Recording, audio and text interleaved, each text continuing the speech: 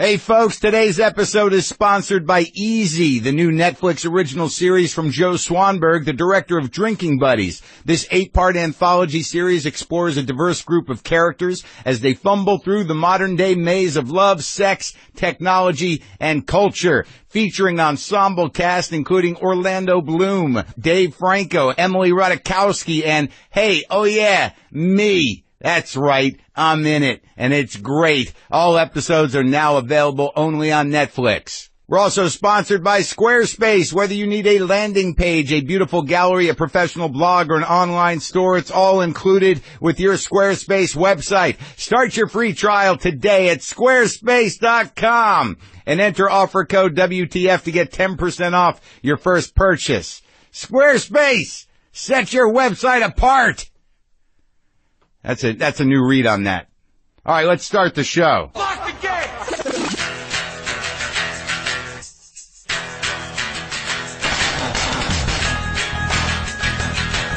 All right, let's do this. How are you, what the fuckers, what the fuck buddies, what the fuckinistas, what the fuck tuckians, what the fucking Adians, what's happening? I'm Marc Maron. This is WTF. This is my podcast. Welcome to it. How are you? Good morning, good afternoon. Good evening. Hope work's going okay. Keep doing it. You can finish this run. That's it. Put another 10 pounds on. You got this. I know trains do suck. What? You're just painting in your studio? How's that going? Just pace yourself. Take your time. Think it through. Yeah. Do all those things in all those different places if you're listening to me in one of those environs. Look, I got a pretty amazing show here today on my hands.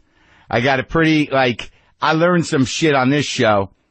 Today on the show, I've got Kamasi Washington, the master sax man, the new jazz guy. He's the guy. I think he is, but I don't know a lot about the big, broad world of jazz. Since I've talked about him a little bit, I get emails educating me even more about the jazz thing. I don't know if I have time to go fully on down into the rabbit hole, but I do enjoy it. I'll talk about that in a second. Also on the show today, for more jazz information, Ben Ratliff, who used to write over at the New York Times, but it's funny, because Ben, literally like the day or two before or after he did the podcast, he left the New York Times. So he's the former New York Times jazz critic. He's got a bunch of books out that I'm in the middle of many of them. So it's a big Jazz Thursday here on WTF with Kamasi Washington. And then after that, a conversation with, Ben Ratliff. How's that grab you? I will throw a little, plug in here for a couple of dates that are coming up quickly. This weekend, Saturday, the 24th of September, there's 2 shows at the Wilbur. I don't know how many tickets are there, but there's a few tickets left. I don't know for which show.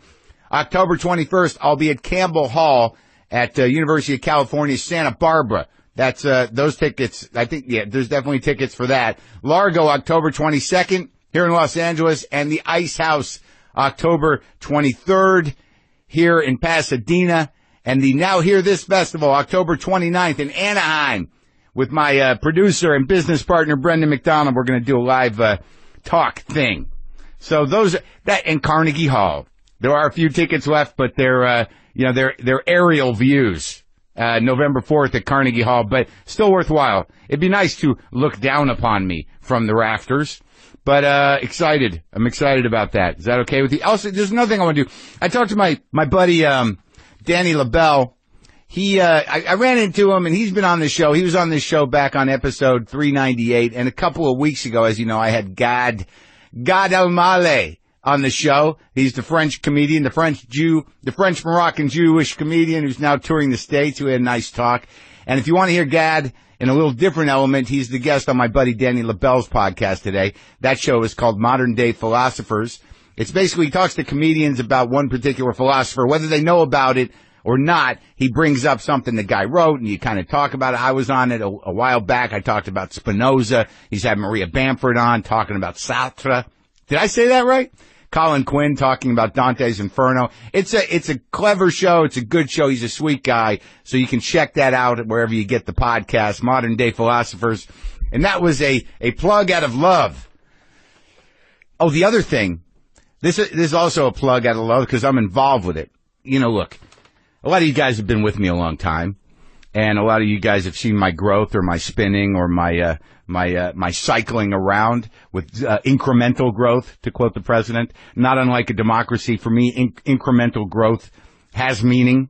It's the only thing we can hang any sort of hope on is incremental growth, and I think I've grown incrementally as I cycle through the patterns that I still persist in. There's a little bit of incremental growth, and then the pattern changes a bit in terms of my understanding of it. Anyways, not to be too vague, but I'm in this thing that premieres tonight.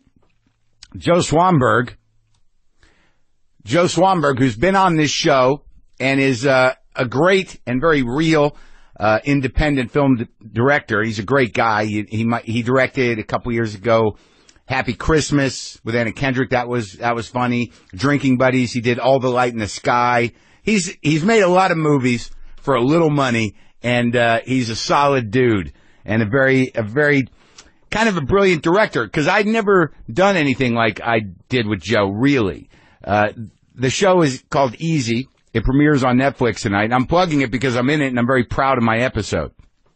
I think it's number 4, but they're all really good. Each one sort of follows a character's life for one episode in Chicago, and I play a somewhat washed up, maybe. Maybe not even washed up. I play a graphic novelist who had a couple of big books, and now he's released another book, and he doesn't quite have the following he has, so he's a little bitter, a little nervous about the future, and he feels a little irrelevant. And the way that Joe shoots is all improvised, and I know I can improvise on a stand-up stage or in conversation or whatnot, but on a set, you just go with very basic information, and you lock your own emotional choices into the thing. And I was surprised, because the episode I did with Emily Ratajkowski and Jane Addams, who I love, was pretty, I watched it and I was like, this is kind of deep. It's funny, it's sad, it's deep, it's sweet. I mean, it had all these things that when I'm in it, I can only feel what we were doing. I don't know how the hell he pulls all this stuff together as a director. You really got to have a unique way of thinking to improvise that much. And also, as you're doing it, think about continuity, how you're cut in and out of things. But the whole series is great. And I'm very proud of the work I did on that. I'm just telling you because I'm excited about it. I'm excited about that being out there to watch. So that's on Netflix tonight. All the episodes of Easy will be on, and they're unique. They're like little movies, and they're worth watching. How often does that happen? The modern media landscape is challenging. It's sort of like driving past a landfill, and your first thought is, ugh, look at all that garbage. But your second thought is, I bet you there's some good shit in there. I bet you there's a box of money in that dump. Well, Easy is definitely a box of money. Jazz. Well, before Jazz, we're sponsored today by Blue Apron, and Blue Apron knows that not all ingredients are created equal. That's what I love about getting Blue Apron meals sent right to my house. I open up that box, and I get only fresh, high-quality ingredients that taste better and are better for you. And they do it by partnering with 150 local farms, fisheries, and ranchers across the United States. Beef is raised humanely, chickens are free-range, pork is raised naturally, and because Blue Apron ships the exact amount of each ingredient for each recipe, you won't have any food waste. That's good for you and good for the planet. Try it now for less than $10 per meal. They'll send you everything you need to make fresh, high-quality meals right in your own kitchen. This month you can make paprika spice shrimp and cheddar grits with tomato and sweet corn, and also summer udon noodle salad with cherry tomatoes, corn, and summer sweet pepper. Are you kidding me? Check out this week's menu and get your first 3 meals free with free shipping by going to blueapron.com/Maron. You'll love how good it feels and tastes to create incredible home-cooked meals with Blue Apron. So don't wait. That's blueapron.com/Maron. Blue Apron. A better way to cook. So Kamasi, Washington. Here's how I came to Kamasi, Washington. Look, as I said before, I like jazz. I got a mind for it. I don't understand it or really how it's put together. I'm going to talk to Ben Ratliff about that. I do know it resonates with me. Like, I had a cousin, my cousin Jane, she'd listen to jazz and it would make her anxious. She literally could not listen to jazz because it caused her too much anxiety. I guess what I have is that jazz is actually a Ritalin effect. Like, I'm already a little hyper and a little nuts, and jazz kind of levels me out, and I can sort of get fully in to the exploratory groove that the cats are putting out. And I can tell the difference between a few people, but I don't know a lot. I just know that when I put it on, it's always consistent. I always lock into it, whether it's bebop, whether it's older, whether it's big band. You know, I listen to some Artie Shaw. I read Art Pepper's book, which changed my life, Straight Time by Art and Lori Pepper. There's a book about heroin and a little bit about jazz. And I remember one time I saw, this was really like this weird, these moments I remember about jazz is like Dizzy Gillespie was he was being interviewed on some show, and I just saw him do this, like, he was just trying to make an example of a swing beat, and he did it with his hands. He clapped in a certain way, and I was like, that's so fucking cool. I gotta learn how to do that. It was like, like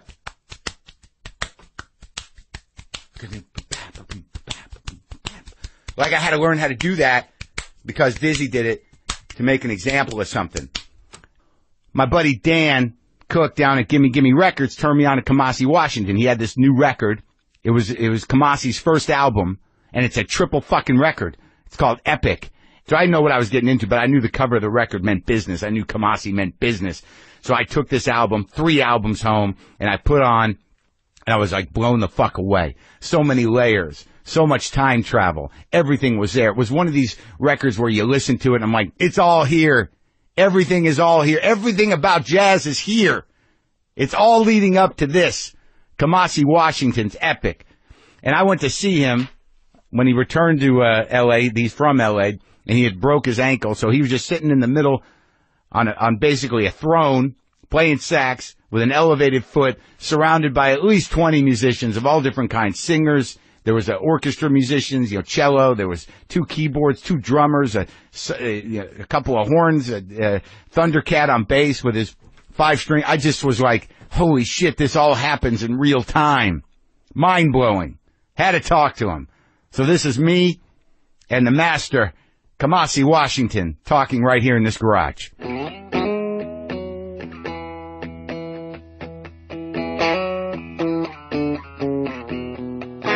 So how's your leg, man? I saw you when you came back to L.A.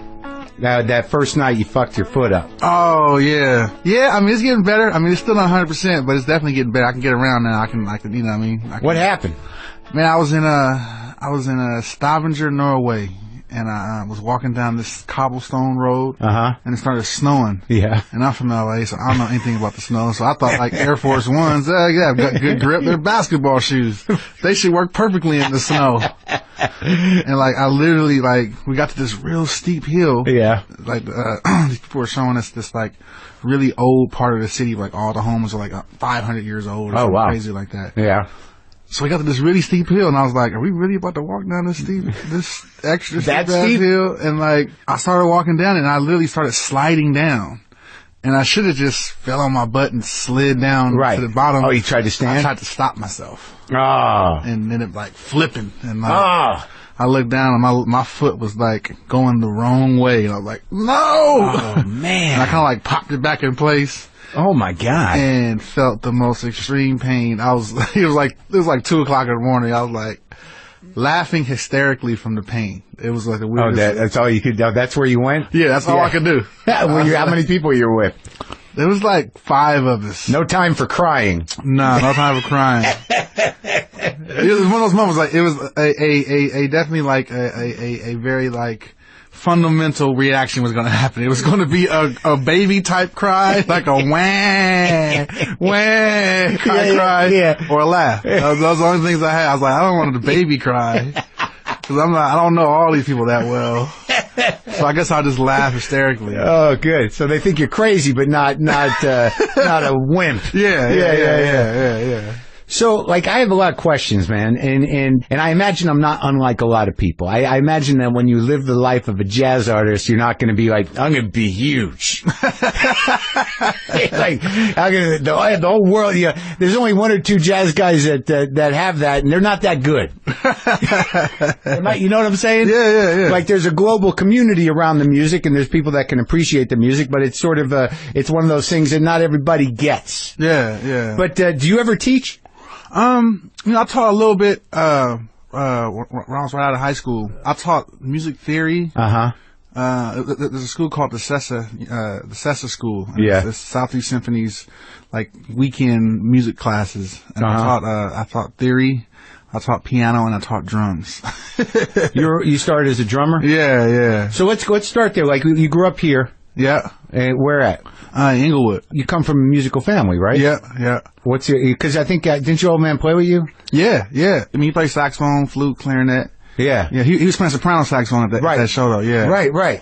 So you grow up. How many brothers and sisters you got? I got 6 brothers and sisters. Is everybody music?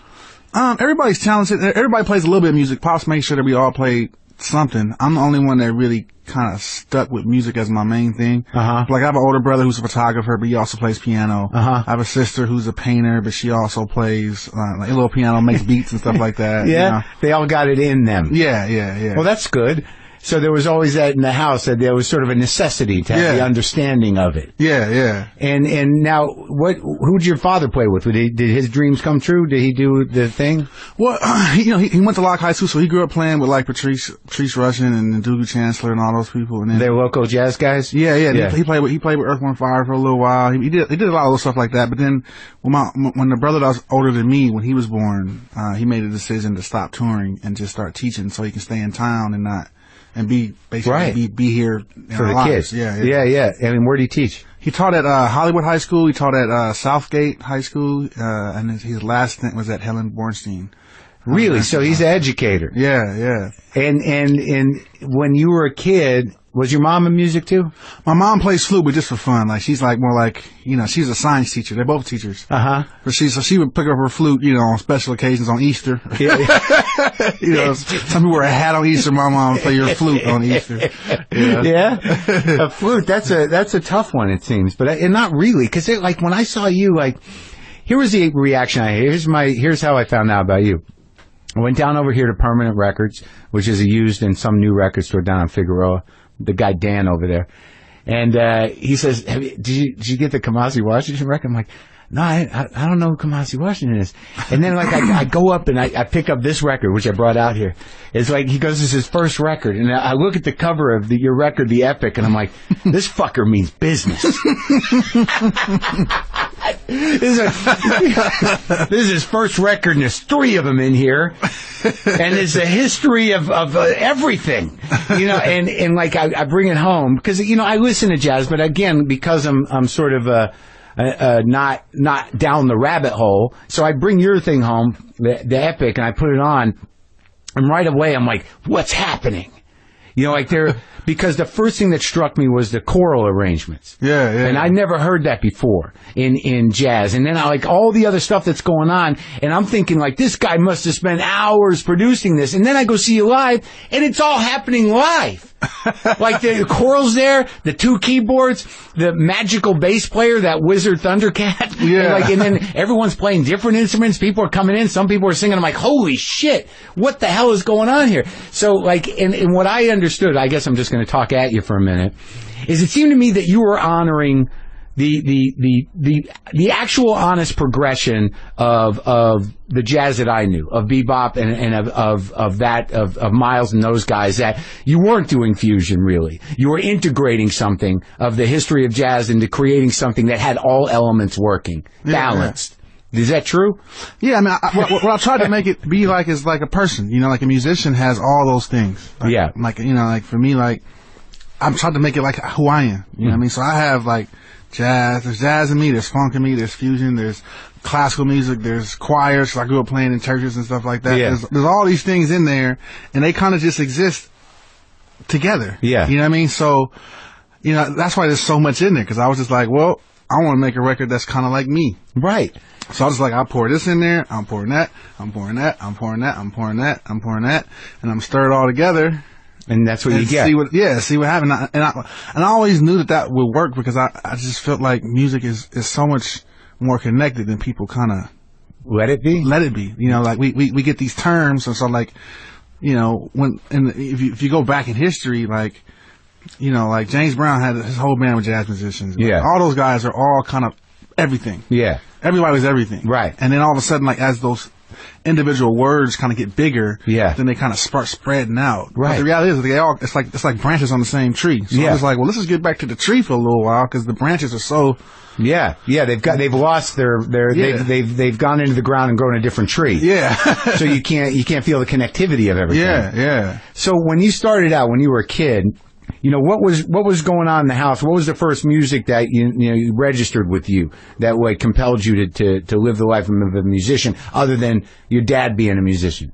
Yeah, I mean, for us in my house, it was like everybody's playing an instrument. We were little kids. Like, I mean, there's a bit of an age gap between some of us, but like my three brothers, the two brothers that are around my age, we were all playing music, and it was like kind of like a daily thing. So I don't even remember when that started. Yeah, right. I just know I always kind of played music. Yeah. But when I was about 13, well, not before that really, when I was like 11, I got into jazz. Yeah. And that's when I started taking music seriously. It wasn't just like, it was almost like, you know, you can imagine like, you know, you're a kid, everybody rides bikes. Yeah. It's like, right. You're not like a bike rider. You're not like a stud. You're not like, once you're up, you're up. You got it. Yeah. You ride bikes because it's just, you ride bikes. Yeah. You know? So it was like, I played music just to kind of play music. I just played it. It was like fun. Sometimes, you know, Pops got too involved. He got a little, he got heavy.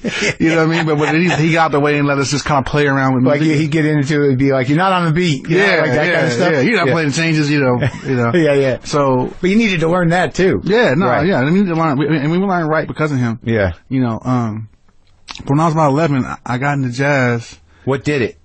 I had a cousin that, his dad had a really, really crazy, record collection. And so he kept asking me, like, to, I knew how to read music and he didn't. Yeah. So he would bring me over to the house and ask me to, he had this thing called a real book. It had a bunch of jazz songs. Yeah. And so I played clarinet at that point. I wasn't even playing saxophone. And drums? Yeah, and drums. Yeah. I mean, I was mainly, it was kind of more, I still played, I always kind of kept playing drums and piano. But I would always have a main instrument. So at that point, my main instrument was clarinet. Really? That one, huh? Yeah. I didn't want to do, I wanted to be saxophone. I wanted to play saxophone, but my dad he wouldn't let me. Because he played? Because he was a woodwind player. Yeah. And like back in the 70s, if you were going to be a saxophone player, you really had to be a woodwind player and like double. Oh, and so you had to know, it was like, that was your entry level. You learn the read on the clarinet and then you can step up to that. Because the saxophone's easier than clarinet. Right. Clarinet's like a harder instrument. So if you start off on saxophone, you're never going to want to go play that old honorary clarinet. You know what I mean? So, I used to go over his house and like, you know, I would read songs for him, like, and so show him how to play stuff. Oh, because he wanted to know how to play it, so you would almost transcribe it. Yeah. So he gave me a tape with a bunch of jazz songs on it, and I looked up to him, and he, you know, what I mean, so at that point, you know, I mean, I was really like in the NWA and stuff like that. Yeah. And so I got this Art Blakey record, and I just really got into it. Yeah. And somehow I got my friends into it too. So we all turned into these Art Blakey fans. And you're a bunch of NWA guys. Yeah, we're a bunch of little kids, 74th Street Elementary School, like sagging pants, every other word is cuz. Yeah. But we like Art Blakey. So that's how it started. Yeah, and then, you know, so at that point, I'm trying to play this saxophone stuff on clarinet, and it's hard for me. What were you playing on clarinet? I was playing like classical stuff. I was playing like stuff from method books and little kid stuff. I was like 10, so little kid stuff. You weren't opening it up. All of a sudden, I'm now trying to play Donna Lee, and I'm like, this is hard. Yeah. But the saxophone players are making it sound easy. Right. And so one day, my dad left his saxophone out, and I just took it. And I was like, let me see if I can really, because he's always said like, man, once you learn how to play clarinet, you can switch to saxophone and it all transfers over. Yeah. But I didn't really believe him. Right. So one day he left it out and I just took it and I could play this song that I really like called Sleep and Dance or Sleep On. Is it a Blakey song? It's a Wayne Shorter song. Oh, Wayne Shorter, right. It was from an Art Blakey record. Right. And, I played it and, I ran into the room. Him and his friends were sitting there chilling. I was like, look, I learned how to play saxophone. It's too late. It's too late. Done. Yeah. And he kind of just like, okay. He kind of laughing like, you know. That's when he took me to my uncle's church and made me start playing at church like that Sunday. The sax. On saxophone. I didn't know what the notes were or nothing. He was like a real like dive in head first kind of person. So I was up there in front of, you know, the whole church playing saxophone. Didn't know with what was the music? Just gospel music? Just gospel music. Yeah. And so it was like, you know, so I kind of dove in head first, and once I dove in like that, you know, it kind of really grabbed me full fledged. Like I switched schools. I switched like a music academy school. You did? Yeah. Which one did you go? I went to Hamilton High School. And so like that moment, like because it's hard to like were you aware like that this was because if you're just hanging out, you listen to pop music. And then you grew up with the jazz in the house, but you had that, all of a sudden you had this personal relationship with Blakey. Yeah. Were you able at that moment to see that there was like a whole world of that stuff? It took a minute. Like, you know, at first I was just in Art Blakey. And my thing was, I like Art Blakey. Right. I was a Blakey. You know what I mean? That he was my your guy. He was my guy. You know what I mean? And then like from Art Blakey, you know, I got into Wayne Shorter, which kind of led me to Miles Davis, which led me to like Charlie Parker. And I guess like playing gospel music in a church is going to give you a good foundation for that, you know, the basic core of the changes, right? Well, it develops your ear, because everything's by ear. And everything is like, it develops your ear and your intuition, because everything is intuition and everything is ear. It's like, there's no one telling you what to do, but they get really mad when you do the wrong thing. In jazz? In gospel. Gospel. I mean, jazz is a little more forgiving, actually. In gospel, it's like, if you don't feel what's the right thing you're supposed to be doing, it's... Okay, so you're following something. Yeah. You're following the room, and you're following the song may not be complicated, but it's supposed to serve a purpose. Yeah. It's an inspirational thing. Yeah. So you got to learn how to lock your feelings into it and follow that lead. Yeah. They say, you know, follow the spirit. Yeah. And if you're not following it, it's like, what you been doing? Yeah. What you been watching? You know what I mean? Yeah, you got some evil in you. Yeah. You've been up to no good. You don't have the clarity necessary to follow the spirit. Was church a regular part of your life? Yeah, I mean, before that, it was interesting because I grew up in church, but I never played in church until then. Until you were 11. So I was 13. I was 13. Well, you say that like, you know, like I was there a long time before I played. It felt like a long time. I felt like I've been there because that was the one thing that I was surprised at myself, is that like I was playing in church and there were songs I'd never played before, but I heard them so much I could just play them. Yeah. And like which ones? Just old spirituals? Yeah, just all kind of stuff. Like the old spirituals, some of the new church songs. I mean, it was just all the songs that we had been singing all those years. Yeah. All of a sudden I could just play them, and I was like, I was realizing, my ears tapped into my fingers, and like, I couldn't tell you what the notes are going to be. Right. But I could just play them. So that's that instinct. Yeah. That's got to serve you your whole life. Yeah. Absolutely. So like, and I'm picturing the church, you know, maybe in a sort of a narrow-minded way, that it was very, like, there was a lot of interaction. The people at the church were involved. Oh yeah, no, they'll cheer you on, even especially when you're young. Yeah, that's all right, baby. It's okay. I know you played the wrong note, but it's okay. Keep on playing. It was like. So, all right, so you go from that. So now you got a head full of gospel music. You're 13, got a head full of Art Blakey, and you're starting to listen to Miles, and then you start going to the school. Yeah. And then do they kind of refocus you on theory then? And well, around about that time is when I got into John Coltrane.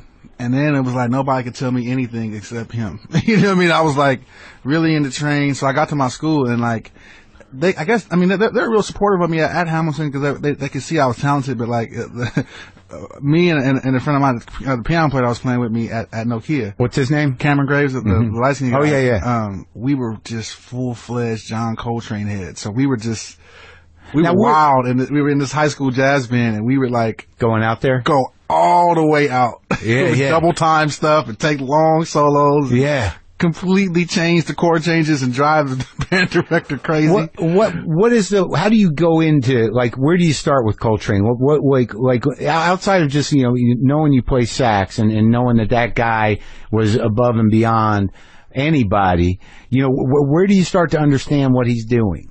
You know, it's almost like I needed to have, because my dad was trying to get me into Coltrane when I was young, and I didn't get it. I didn't even like it. I was like, this is weird. Right. It's almost, you have to like have a bit of a musical foundation. Right. Train is so emotional. That if your mind if you can't wrap your mind around what he's doing, then all that emotion just feels crazy. Right. So what's the trick of improvising like that? Landing? It's letting go. Yeah. It's almost like what Bird and all those other guys did. They ran to the edge of the cliff. Yeah. And they may have one pinky toe left on the cliff. Right. But they would always run to the edge and stop. Right. Like with train, you gotta be able to run and jump off. Uh-huh. And just be okay falling down this cliff and have the confidence that somehow I'm going to land on my feet. So it is about landing. Yeah. You're like, cause you're going to have to re-enter, right? Yeah. Like at some point, the trick to that type of improvisation, jazz-wise, is like when all of a sudden you look at the drummer and the bass guy and go, okay, I'm back. Yeah. Exactly. Or they can sense it. Yeah, they can sense it. Uh-huh. It's like we all jumped off. Yeah, right. We're all like, where we going to land? We all like point, look at that. There's a tree. We can land on that tree. Let's go land on the tree. We got to make it to the tree. And, you know, that's what we were So doing. you started experimenting with that like at 14 or 15? Yeah, yeah. So, and I stayed there till I was about, I was probably still there. Yeah. But I mean, no, I mean, after that, I mean, I was stuck on that for a while. Yeah. And like, that was like what we were all on that too. So what were you playing in, like a 4-piece? We had a quartet called the Young Jazz Giants. Uh-huh. And we terrorized all the jazz clubs of LA. We would show up in numbers and you know, play the songs extra long. And were the people that were running the place or the patrons like, who are these kids? Oh man, everybody. We used to go to places and sneak in. We used to go to hear Kenny Garrett. Like the first time I met Chris Dave, we went to go hear Kenny Garrett, and Chris Dave was playing drums with him. And mind you, we never met Chris Dave before ever.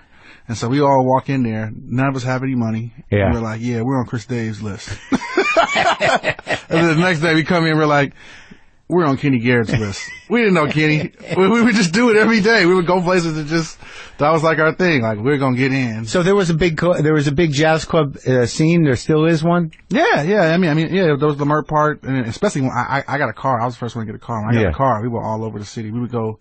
Like, I don't know anything about that world. So there's still like, you know, jazz going on every night in Los Angeles. Yeah, yeah, yeah. There's still jazz going on. Like real shit. Yeah. No kidding. Yeah, yeah. It's such a unique and somewhat insulated world, isn't it? Yeah. And you kind of, like, I imagine jazz musicians kind of know of each other. Yeah. Especially in the city. Yeah. Like, you know when a new guy's coming up, right? Oh yeah, yeah. When somebody moves in town, yeah. it was like a ripple goes through the scene. Like, who's this guy? Yeah. What's he got? It was like a new guy came out of the Matrix. You know what I mean? Like somebody woke up. Yeah.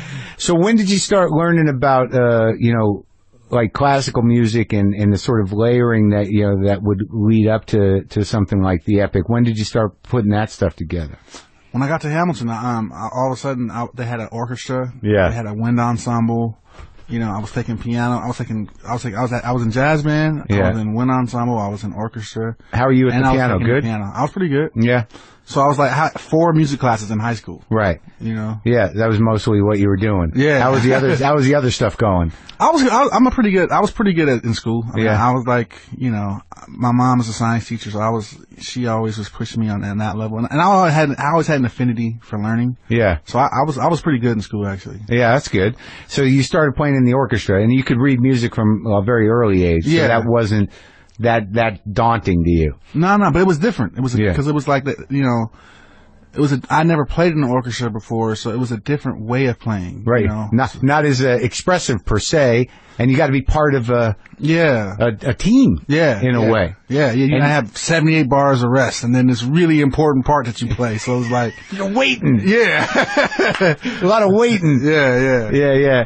And what did you take from when you started to?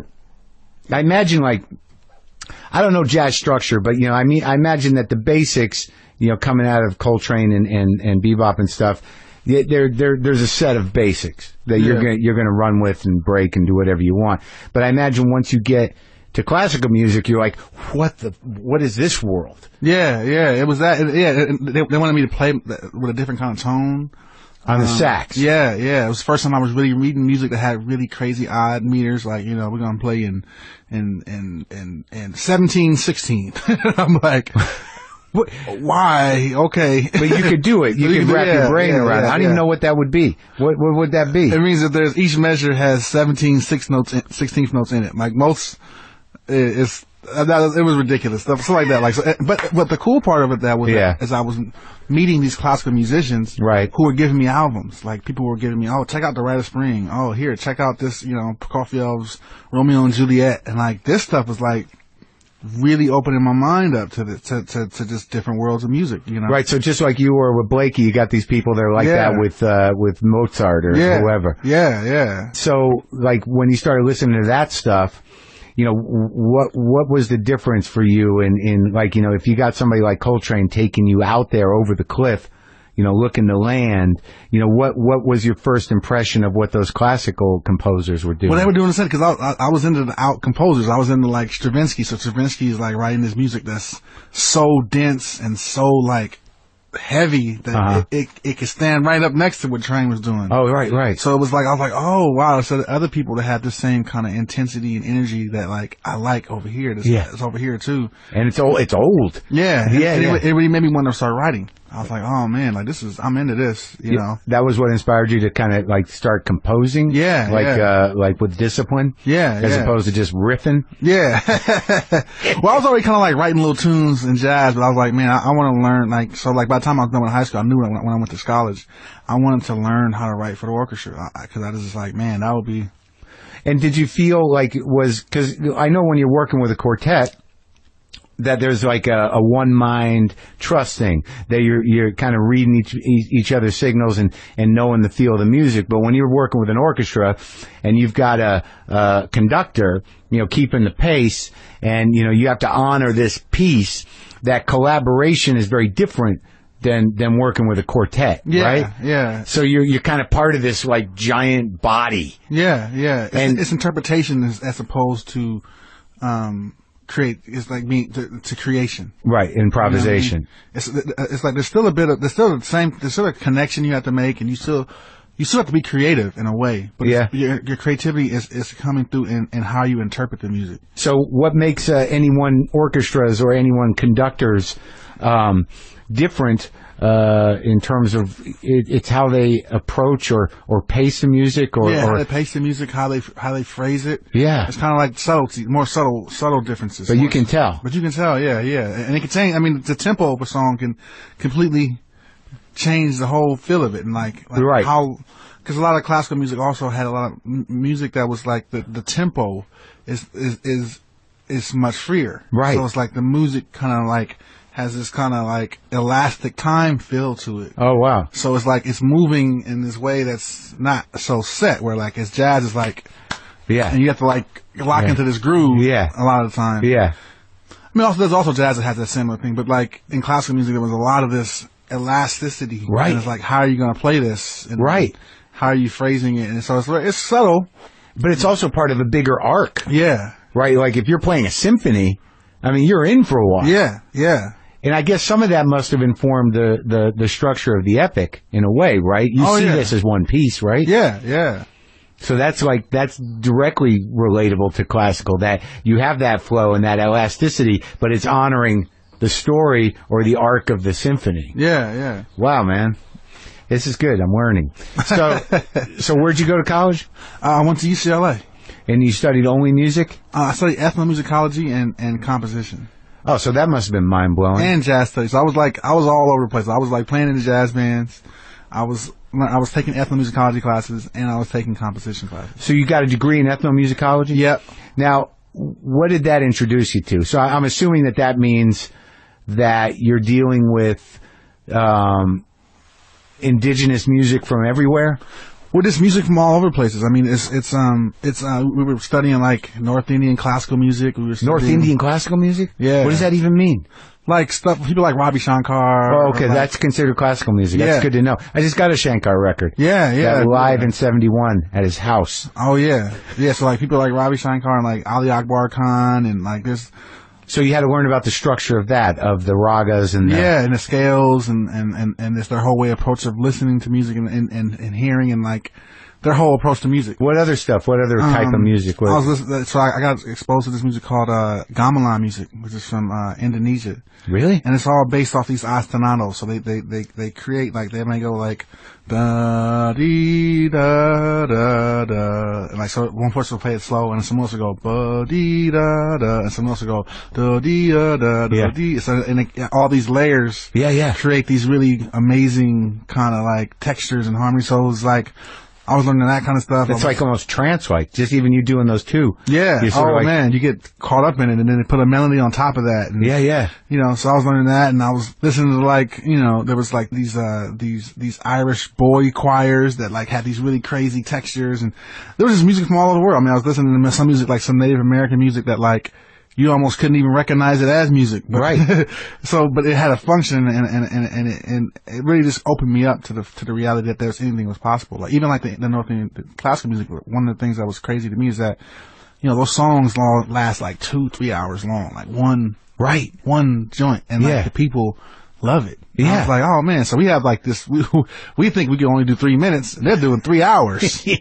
So anything is really possible, you know what I mean? And also I think, like, you know, I've sort of thought and I've talked a little bit about before, is that, you know, music really is sort of magic. Yeah. You know, like, it's not like spoken word, you know, where language has, you know, so much power. And it's not like what I do, like stand-up comedy, where, you know, you're waiting for a turn of a phrase to get closure. But music, you can actually enchant people, and you can do it over and over again, even with the same piece of music. Like, you know, there's nothing like, you know, like you can listen to the same piece of music over and over again at different points of your life, and either it'll take you back, or it'll take you where it took you, or it'll take you a new place. Yeah. I always thought that. Did you feel that initially when you're getting into Coltrane, that there's a personal journey? That it was not necessarily like a shared experience outside of the guys you're playing with. Yeah, well, I think it's almost like it's a conversation. Okay. It's like, I feel like music is communication, like, beyond your control. Right. It's like I'm going to strip away all of my knowledge, and my core is going to communicate with your core. Right. And like, so that's what happens. So like, you hear Coltrane, it's like you hear his core communicating with McCoy Tyners, who's communicating with Elvin Jones and Jimmy Garrison. So they're all communicating. And as a listener, you're kind of like, you're receiving, and it's just how open you are is how much of it you can receive. That's why I think like this, it's like almost an infinite, it's like you can, sorry about that. Yeah, the big cane. You can receive a lot, or you can receive a little. Right. And like, so I find that like over the years, like I'll have a piece of music and I hear it, and like, sometimes I'm hearing a whole nother part of it that I never even realized was there. Right. You know. Well, I have that experience with your record. Like, every time I put it on, because there's so much going on, that, you know, like, you can sort of like move your listening to different elements of it. Yeah. Like, they're all sort of carrying you through, but you're sort of like, you know, like I got locked into that choral stuff. I'm like, what is that? What is going on? And then you kind of shift over and you got two keyboards going, right? Yeah. And then it's sort of like, oh my God. Like, it's mind blowing, just the event of it. Yeah. You know, and then when I saw you do it live, I'm like, I don't know if I can take it. But that's an interesting way to put it, because if a musician is doing his job or doing his art, that, you know, when he's done, if it's recorded, you walk away thinking like, well, it's all there. You know, I did it. I did my part. So when anyone else is going to do it, it's really on them. Yeah. And that's sort of what jazz is. It's like people who are like, I don't get it. And then if you're like, well, maybe you just sit with it longer, it's like, oh, kind of getting it. And then all of a sudden you're like, holy shit. Yeah, that's the best, that's the best that can happen. Yeah. Right? That's why you rarely hear someone say like, yeah, when I was younger, I was into jazz, but I don't like it anymore. Like, that's not, you know, it's like once you get it, it's one of those things that, because it's so wide. So now let's talk about the epic, because it is definitely something to be reckoned with. And like, what I was really excited and impressed about the record, was that, because I listen to jazz, but like I said, you know, I'm not in any way, like, I got a jazz encyclopedia over there, and look at the size of that book, and that's 15 years old. And it's like, how am I ever going to even tap that shit? It's quite crazy. I'm like, you know, I got to go listen to 90 Zoot Sims records to understand anything. So, you know, so when I put this on, and I couldn't stop listening to it, like, you want to listen to the whole thing, and it's not like I can remember all the melodies and stuff, but I was completely compelled the whole time. And when I look at, like, this happens with jazz a lot, you look at the titles and you're like, well, this got to mean something. Because there's a volume 1, a volume 2, and a volume 3, and they all got titles. So there's a whole other level that I may never get to access. So what was the plan? So those 3 different albums are like 3 different parts of my life. So I wanted the album to kind of like be a example of who I was. Mm-hmm. So the plan, like that whole time period I told you about, we were young and we were like so intense on like becoming like, we made a joke saying like nobody's like, I want to be huge in jazz, but we really did. You wanted to be what? We wanted to be great. Yeah. And we thought that we were gonna, when we were in high school, we really believed that we had figured out a music that was going to make people understand jazz. Right. Because our friends did. So we all grew up in the hood. We had regular, extra, not deep, 40 drinking, weed smoking, regular people friends. Yeah. And we used to convert them into jazz heads. And it was like, they would love our music. They would come to our shows at the World Stage and be like into it. Like these really extra hood people. So we were like, man, we are playing the music that we can like. Yeah. We're going to save jazz. We're gonna like, it was like, we're gonna save the world. We're gonna bring the world to jazz, and everybody's gonna like, minds are gonna be open and expanded, and like, so we were working really hard. We were practicing every day, 8-9 hours a day. We were going to every jam session, like I said, every concert. Even though we didn't have any money, we didn't care. If you came to LA, we were gonna be at your show. Right. Even if if one time we ran out of gas and we had to ask one of the guys, we had to ask him for some gas money to get home. We come to your show and ask for money. And you got, what are they going to say? Like, we came. Yeah. You know, I don't see a lot of people here. So like, we were determined to do that. And then like, what happened is out of high school, so that was the plan. And that music, a lot of that music actually, like, is either from that time period or it's music that I wrote thinking about that time period, you know? And then The Glorious Tale, the second record, is like after high school, like we got out of high school and we all ended up on gigs that were not jazz gigs. Yeah. Where'd you end up? I ended up playing with Snoop. Yeah. You know, Thundercat was playing with Suicidal Tendencies. You know, Brandon was playing with Brian McKnight. You know, but so you were just working for a living? Yeah, we were all on tour with these really big artists that we really respected. What were you doing with Snoop? I was playing horns, his horn section. Yeah, on the road. That was fun, huh? Yeah, it was super fun, and I learned a lot musically and as far as life too. I learned a lot, so it was important for me. So it was almost like. But I remember we were all thinking in our minds, like, when are we going to do that thing that we... Yes, when are we going to save the world? Yeah, when are we going to save the world? And so for years and years, we were just... But the opportunities were so cool, and there were artists that were so cool that, like... But you all must have been learning different things. Like, what'd you take from the experience with Snoop? So Snoop, when I first got in Snoop's band, like, the first thing I realized was that, like, their whole approach to music was different. Yeah. Like... They were hearing things in music that I wasn't even hearing. Like what?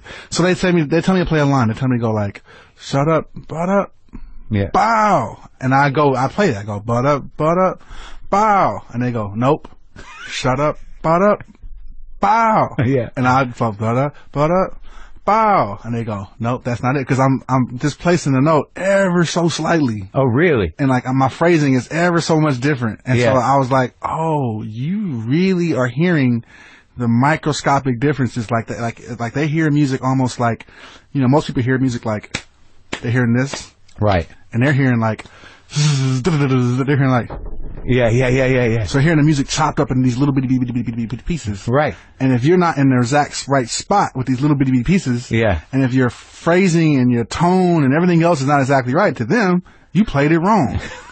And I'm like, so I started hearing music like this, like I was starting to really pay attention.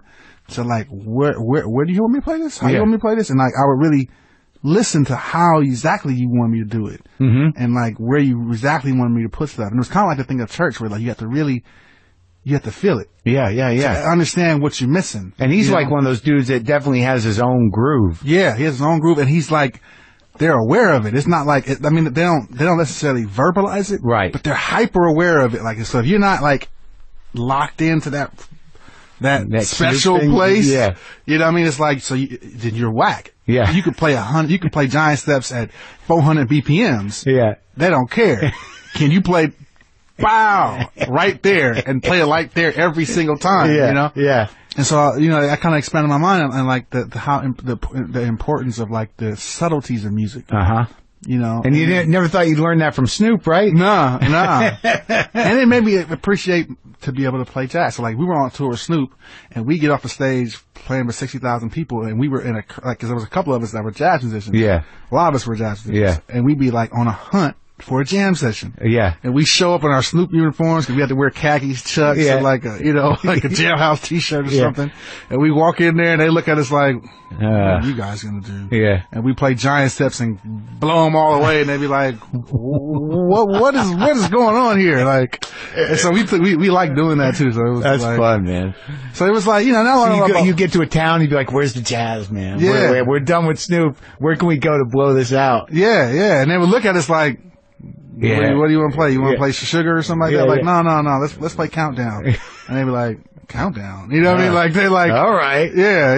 Oh, it's too bad you weren't videoing all this. Oh, yeah. It would have been funny. It would have been funny. Cause like, I can tell you that people, almost every time they would look at us like, you got nothing. You don't know how to play jazz. Yeah. We loved it too because we were at sound check, backstage. All we were doing was playing, playing Eternal Triangle and just shedding every day. It was like I practiced probably more on the roll with Snoop than I did with Stanley Clark. Yeah, right. Because you're in it with Stanley Clark. Yeah. And when you're with Snoop, you're just making sure you still got it. Yeah. So it was.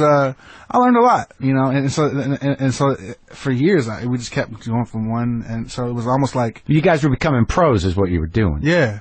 And so then that second part is you guys coming back together. That second part is that whole time period, basically. When you're apart from each other. Yeah. And like I wrote a lot of those songs on the road with Snoop, and it's just about that, like that want to get back. Right. And then the third part, the historic repetition, is basically like when we went in to record this, it was 2011. Yeah. And I just had a revelation, just reflecting on, like, a lot of us are second generation musicians. Yeah.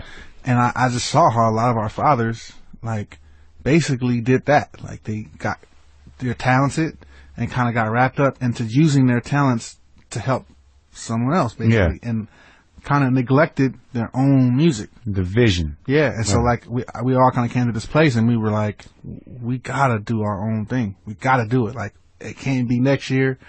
We gotta do it. Like, we gotta do it. Like, right. And so we basically quit all of our gigs for a whole month. Right. It's hard to do. Right. Like, people were like, you can't do what? Yeah. I can't do anything in December. Yeah. Why? Because I'm recording my own music. Why do you need a whole month?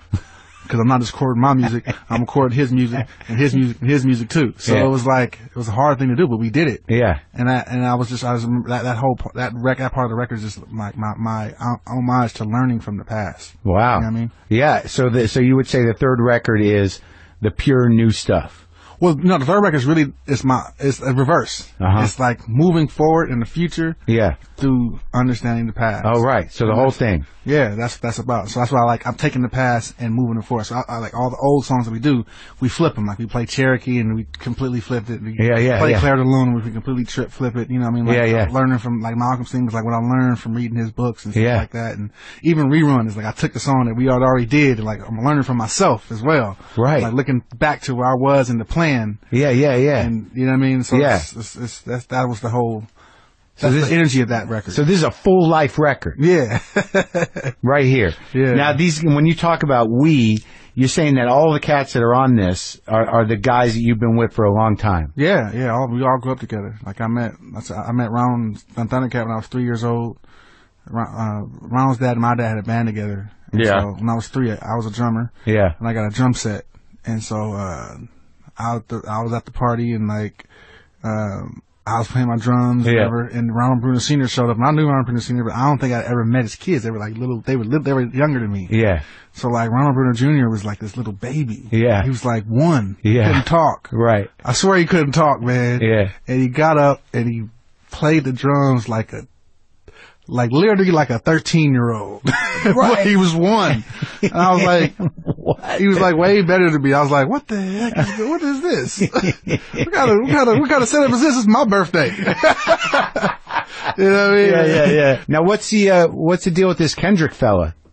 Oh man, he's a real live genius. You know, I like his records. I listened to 2 of the records. I haven't listened to the newest one yet. My girlfriend's a huge fan. And like, I'm not a huge, like, hip-hop dude, so like, I gotta really pay attention.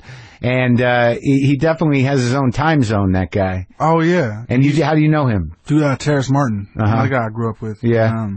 Yeah, but he's a saxophone player. He grew up with us playing jazz. Yeah. And that same band, the Motor School Jazz Band that we're all in. He was in that band. And, he has a record that just came out called Velvet Portraits, which is really, really dope. Okay. And so I was working on that record with him. Yeah. And he heard about, this is in 2000, this is like before the Epic came out. So he heard about it, but he hadn't heard it. Right. And so I played him the record, and when he heard it, he was like, oh man, I got something I need you to do. Yeah. For Kendrick's record. Yeah. And I was like, oh, okay. So was he producing it or something? Yeah, he's producing it. Yeah. And so he took me in, and like, they played me the record, and I was like blown away. And at first I was just supposed to work on that song Mortal Man. Yeah. Like that skit that happened after it. Yeah. But it was like every time they played the record, someone would be like, oh, you should put something on this too. And that. Yeah. And that. So I mean, at the end of it, I ended up playing a lot. Doing a lot of stuff for the record. But, did you help do any of the arrangements? Yeah. That's what I was mainly doing. I was mainly doing string arrangements. And so you added that whole layer. Yeah. And so that was amazing because I was there and like. And you didn't know Kendrick before? I knew of him, but I never met him. Uh-huh. I never met him, and you know, the amazing thing that I was really struck first off was that he was so hands on. Yeah. So like first day one, like okay, Kamasi, write some stuff to this. So I'm like, okay, you want to give me the files? I'll go home and come back. And they're like, no, you got to write this here. You know, you don't get to leave with anything. Yeah. So I was like, oh, okay, wow. So I had like some manuscript paper. So I'm just kind of sitting there listening to the music, and I have like a little piano set up, and I'm sitting there writing, and Kendrick is just sitting on the couch watching. Yeah. But it wasn't like a vibe of like, let me make sure you don't do anything I don't want you to do. It's more like, I'm just curious to see like how this process works. Yeah. And I was like, wow. I mean, most artists, you don't even meet them. Yeah. You know what I mean? It's like, you just do it, and then you mess around and be at the Grammys, like, hey. Yeah. Good job. I wrote some stuff on your record. Yeah. Or I'll play on your record. And you're like, oh, really? Thanks. Yeah. Oh, really? It's that distant? Yeah. Sometimes, yeah. So he was so hands-on. And then I would see him do superhuman stuff. Like one time Terrace brought in a new beat. Yeah. And I saw Kendrick just create a whole song while he was hearing it for the first time. And it felt like a complete song. I was like, did you just create that right now? Yeah. Like while I was sitting here, like as you were listening to it for the first time, I was like, wow, man, that's amazing. Yeah. Yeah. You know? So he's got that thing that you got from Jazzy, you got from Coltrane, that, you know, the sort of, tapping into the spirit and being in the moment and moving through it. Yeah. And he's got it. He's got it full-fledged, you know. Yeah. And so, and he's also got the spirit of music in that he understands that, like, you know, the best music you're going to get from someone is who they are. Yeah. You know? Right. So he would really let you do whatever you wanted to do. Like, it was like I felt completely free to do what I wanted to do when you know, it's like, put some strings on this. I'm like, okay. And so, like, they kept, you know, you usually got to, like, do something really simple, and you try to sneak a little cool thing in. Yeah. And it was like, nah, man. Go. Go. Yeah. I was like, 4-part harmony? Go. 5-part harmony? Go. 6-part harmonies?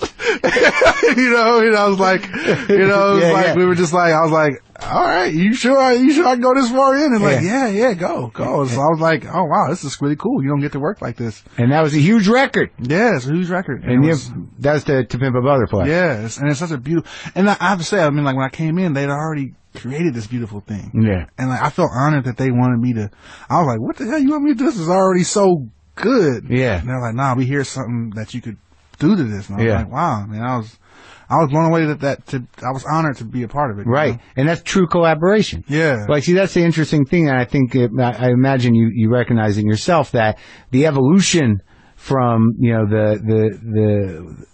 the original band, the Giants of what is it? The Modern Giants of, what was your first? Young Jazz Giants. The Young Jazz Giants, the evolution outside of your own skill and your own ability to open your creativity was the ability to really collaborate on a big level. Yeah. Right? Yeah. So, like, you know, when you're, you know, doing arrangements for, you know, basically the small orchestra you put together for the Epic, that, you know, the trust and that conversation you're talking about just gets bigger and bigger. And so when you work with someone like Kendrick, I imagine where they're like, we trust you. Yeah. You're a real guy. Do what you do. Yeah, exactly. That level of collaboration is rare, and it's great. Yeah. It's beautiful. What are you working on now? I have a new record. I'm about to start next month. Actually, I'm right now organizing in my mind like what I'm going to try, because I have so much music, so I have to kind of like pick like who gets the hit today. Yeah. And so like same crew. Same crew. I have some other people that I want to involve in it too. There's some young guys I've been exposed to recently that are like young guys. How old are you? Oh, well, they're young, like 17. Oh, okay. So. 17, 18. They call me Mr. Washington and stuff like that. I'm like, y'all can come play, but you gotta stop calling me Mr. Washington. Well, it's great talking to you, and thank you for spending the time and educating me a little bit. And oh man, thank you for inviting me, man. Let me hang out with the mushroom. And yeah, you got it.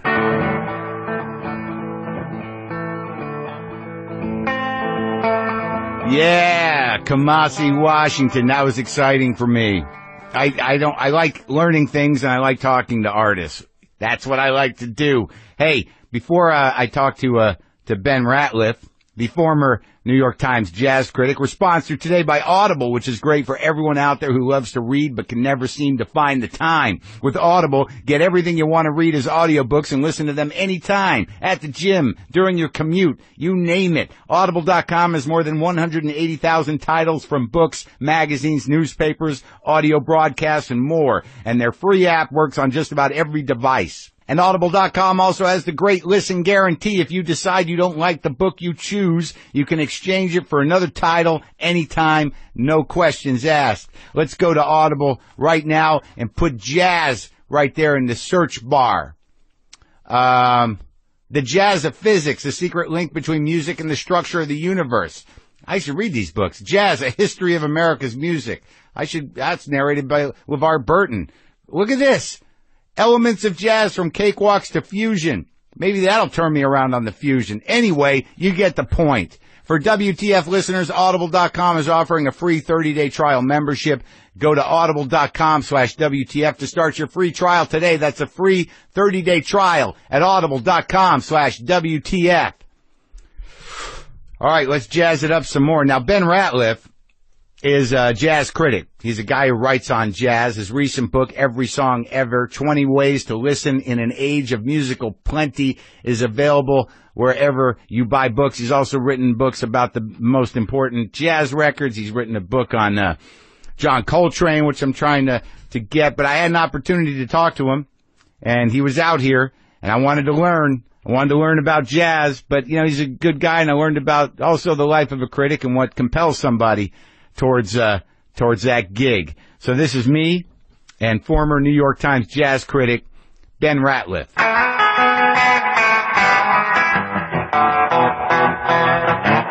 Where do you live? I live in the Bronx. Really? Yeah. All the way up there? Yeah. Well, you got a house up there, like past an apartment. Just in the northwest Bronx. Just into the Bronx. Right. It's Riverdale. Right, Riverdale. That's it. Yeah. And Riverdale has a part with big houses near the river, right, and a part with normal stuff. Yeah, and I'm in the normal area. Yeah, you've been there a long time.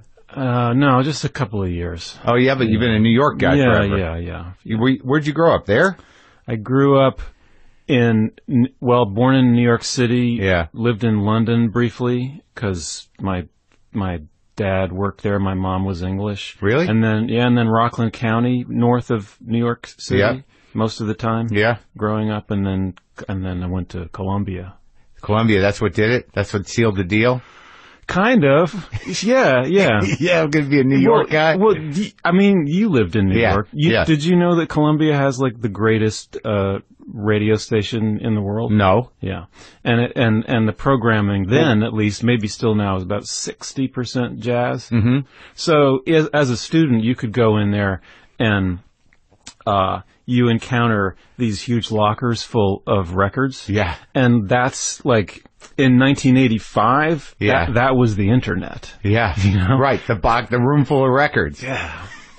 So, you do what everybody does, like, you figure out what you know, and then you work backwards. Right, the three things you know, and then you keep going like, oh, fuck, what's this? Yeah, what led up to the tiny amount that I know? Right. And then you put it all together. Because I think that way. Like, right. When I have someone in here, who's a musician, and I know that it's not going to make a difference, but I'll buy every one of their albums, even if there's 20. And I'll sit there and do that. You know that's not going to make a difference whether you know a little about the musician's work or a lot? Well, I know that ultimately, you know, how I'm going to take it in when I do that. Like, I don't have a lot of time. Yeah. You know, and I don't necessarily, I think, arguably, in that respect, research-wise, put the time necessary into sort of really doing the lifelong. In my mind, it's like, well, if I'm going to sit down with Neil Young, I got a lot of fucking work to do. Yeah. But what you don't know is Neil might not want to talk about shit. Right. That's right. So, that's right. And you know, you might only want to talk about one thing. And your entry point, whatever that is, even if it's limited. All right, that was earnest. Means a lot. That's right. You know? That's right. I mean, it's really authentic. Right. But, you know, you don't want to do a disservice to the freaks out there that are sort of like, what, he didn't talk about Zuma? There's freaks everywhere, right? I know. I know. Pedants. Yes. You know? I know, but what you want to do is at least give them something. Yeah. And what I learned over time was that, you know, if I get him in here and he talks about his truck, you know, that's going to be more exciting for the nerds than if he Okay, sure. So you want to create something of value to the people who just really so they're care. like, I didn't even know he had a truck, and I've been listening to him for 60 years, you know, whatever it is. Yeah. But I like this idea that, like, because you've been what would you call yourself, a music critic? Mm-hmm. For a long time. You've been at the New York Times for what, for 20 years, over, more than 20 years? 20 years. 20 years exactly. Yes. So you're following in big shoes as far as, you know, New York jazz music reviewers. Like, does Hentoff loom large, right? Sure. I don't know a lot of the other ones, but him is, like, he seems to be the guy. Sure. For years, Nat Hentoff. And very present to me, too, as a writer. He would call up sometimes and say he liked something. And he could only be reached by telephone. No internet. Oh, yeah? Did he pass? Is he? No, he's still around? Yeah, so you still get, what are they, cranky calls? Or are they like, I think it's a misread? No. Really good. Oh, really? Yeah. Was he a mentor of sorts? No. You won't give him that. Just a distant, very positive presence. Oh, that's nice, though. Yeah. Like, it's history. Because he was a definer in a lot of ways, right? Yeah, I suppose so. I mean, he wrote books about jazz. He also wrote tons and tons of liner notes, you know, on like really important records. He was in the studio with people. He really got to know people like Coltrane, right? And, you know, so his writing must have been of some value to you. Sure. Yeah. Well, that's a whole other issue. I mean, I guess I'm such a like sentence guy, rather than a historian or somebody who wants to help the consumer decide what record to buy. Right. Like, I actually love sentences, and so I guess I pay close attention to people's prose, you know? And I mean, I guess sometimes I get more juice out of people that I can apply to my own work that aren't writing about music at all. Oh, yeah? Yeah. So when you say sentence guy, does that mean you're more, like, because in your new book, you're sort of seeking to create a new context. Yeah. Through which people can appreciate music. Right. So, like, that's outside, you know, sort of taking from history the idea that there was a time where there were communities and populations that could only listen to one kind of music. There was a mainstream music, and we all got fed the same type of popular music. And there are people that like classical. There's just country people. But now the idea is that everything is happening all at once with no fucking context. Yeah. So how do you sit with that and be okay with the movement through it? That's right. So history obviously gets somewhat short shrift in the new system in a way. Sure does. By nature. Yeah. But. And when you say that you're a sentence guy over a history guy, does that mean you go with your gut, that it's a feeling thing, that it's poetry? Is that what we're talking about? I think that music criticism is a really vital thing. You know, it's not just a service. It's not something dry. It's something about interpreting and almost communing with the thing you're writing about, the music. And respecting it. Yeah, it's a form of respect. It is a form of respect. I mean, you could be saying what you don't like about it, but that's still a form of respect, that you're getting very close to it. Right. And it's partially just the discipline I came up in, you know, starting writing about music in the early 90s. What were you doing before that? Like, let's go back to that record room. I mean, how do you, like, so you're in England for a while, you go to Columbia, what were you studying? I studied classics, Latin and Greek. So you're English major or a classics major? Classics major. So you read Latin? Yeah. You did all that? Yeah. And what'd you take from that? Well, sentence structure. This is where the love of sentences came from. Yeah. Okay, getting really close to sentences. How sentences work. For sure, that. And also, I mean, I read a lot of really good literature in Latin and Greek. But then after that, I worked in book publishing for 6 years. Oh, yeah? For who? For Little Brown and William Morrow and as an editor? Henry Holt. Yeah, like a baby editor. Oh, baby editor. Did you get disillusioned, or you just? Yes, and also at one point I was told directly, you're just not gonna make it here, and I was so grateful to hear that. It's nice when somebody hits you with some honesty. It really is. Right? Yeah. Were you writing at that time? Yes. So you were going to be a novelist, or? No. I was really interested in like music criticism, specifically cultural criticism generally. Like, who were your guys? Like Northrop Frye? No, that was too English majory for me. I mean, I was Benjamin. Yeah, well, Walter Benjamin, pretty cool. Yeah. No, I mean, I guess I really read a lot of sort of like mid-20th century people writing about music, but also writing about other arts, like Ralph Ellison, Albert Murray, Manny Farber writing about movies, Pauline Kael. So you saw criticism, both cultural and art criticism, in the way, and making a distinguishing between a reviewer and a critic. That through the art, you explore all levels of humanity in a way. Yeah. That's your portal in. That you respected the form of criticism, which has fallen away a bit, culturally, in the sense that I don't know that people really appreciate it or understand the difference between, like, if you say he's a movie critic, you'd be like, well, he reviews movies? Yeah. They don't understand the weight of it. Yeah. I have an ideal about criticism, just for what I want to do with it and what I get out of it, which is like, you take something in, and you are able to isolate the part of it that is maybe essential to it. But like if you took it out, the whole thing would just kind of crumble. Yeah. So you get that little piece which is representative, right? And you describe it as closely as you can. And the description of it becomes a sort of ritual act. And by doing that, again, this is like my ideal version of what I do. But you're a real guy, so this means something. Every once in a while I get close to the ideal. Mostly don't get anywhere near. But, and then, so, all you can do is you take a representative part of it, describe it, bear down on it like crazy, interpret it, and somehow the essence of the thing can sort of rise up through the writing. Right. And I just feel like that's it. That's it. That's a lot. That's enough.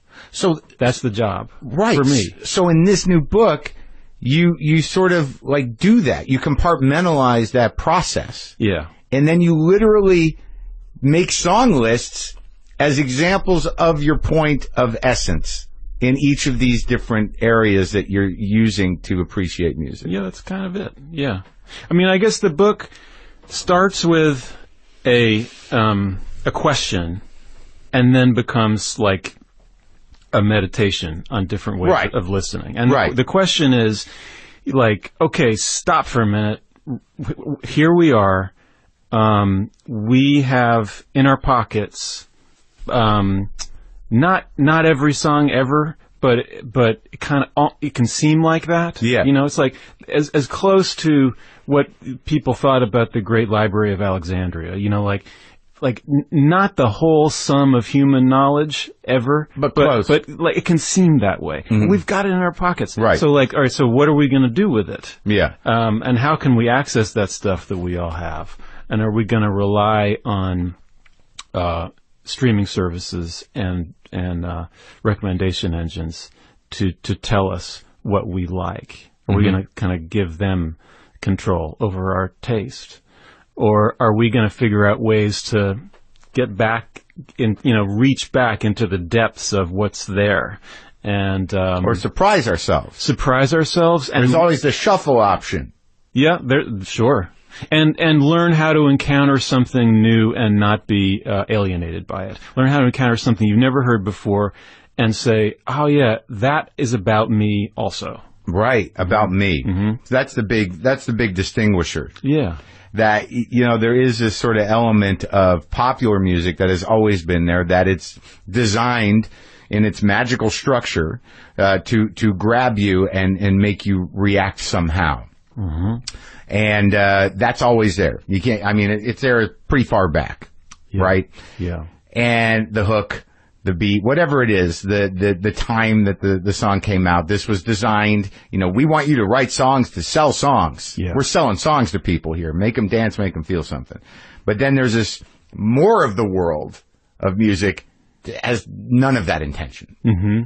And I don't think people realize that I'm sure they do, but even myself, like when I started buying records, I never knew about like these smaller labels, secondary labels, these home, these kind of like 1,000 pressings of some band that disappeared, that like it was actually a surprise to me. I guess if I really thought about it, I would know it, that there's always mainstream, and then you meet the guy at the record store and you realize like, oh, there's this other thing. Right. And then you meet another guy that only listens to one weird ass music and you're like, holy shit, that's there too. Yeah. But then you realize like there's a whole other second history to modern music that goes completely unappreciated and unheard. And that kind of blew my mind, how fucking brainwashed we are. There's always more, isn't there? There's always more. God. So earlier in this conversation, you were saying, like, in relation to jazz and that big blue book over there, that it kind of made you feel overwhelmed. A little overwhelmed, yeah. And that seems to be the conversation I keep hearing around music, around the new muchness, like the infinite accessibility. People kind of shut down and go like, it's too much. What do I don't know what to do. It's intimidating. And what do you suggest? Well, I just think that we should, like, why think that?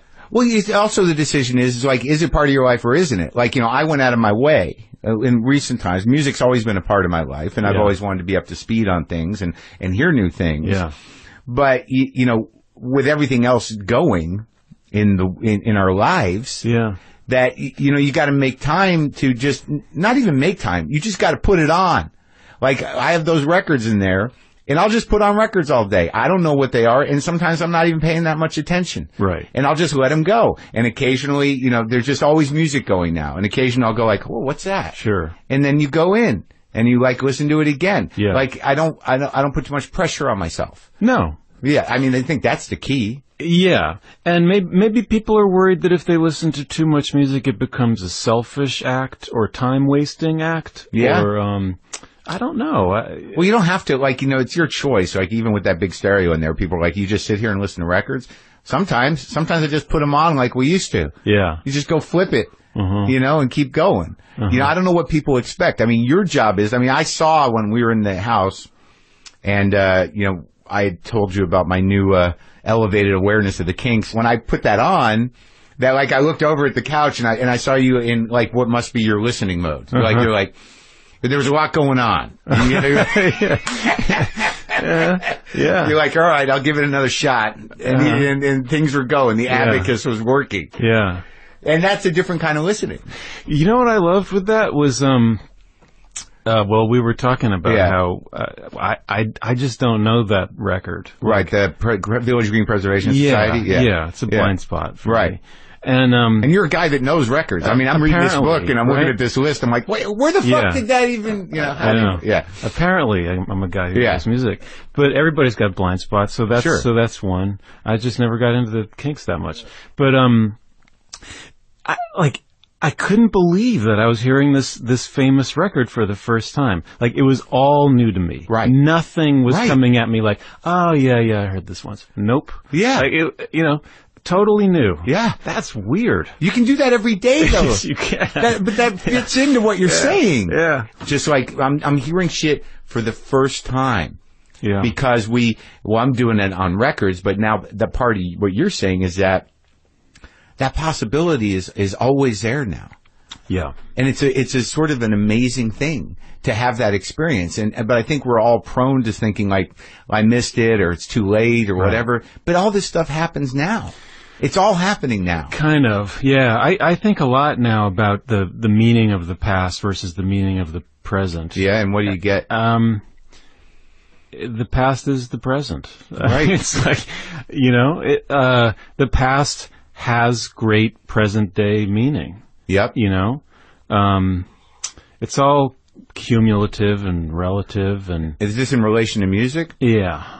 Yeah, because like I have some art concern. In general, maybe, sure, I guess, but like it's sort of like I have this struggle going on in my mind too, and I think it's relevant. Is just that if we lose the context completely, how do we learn about progress, evolution, change? Yeah, the good things that we're supposed to get from surviving. Yeah, that scares me a little. Sure. But with music, I think it's a little different. Sure. Yeah. Well, there's been a lot of kind of hand-wringing recently about how, like, we're, with music, we're just looking backwards all the time now. Right. Like we're into bands that are playing music that sounded like exactly like it was coming from the 1980s or the 70s or whatever. Yeah.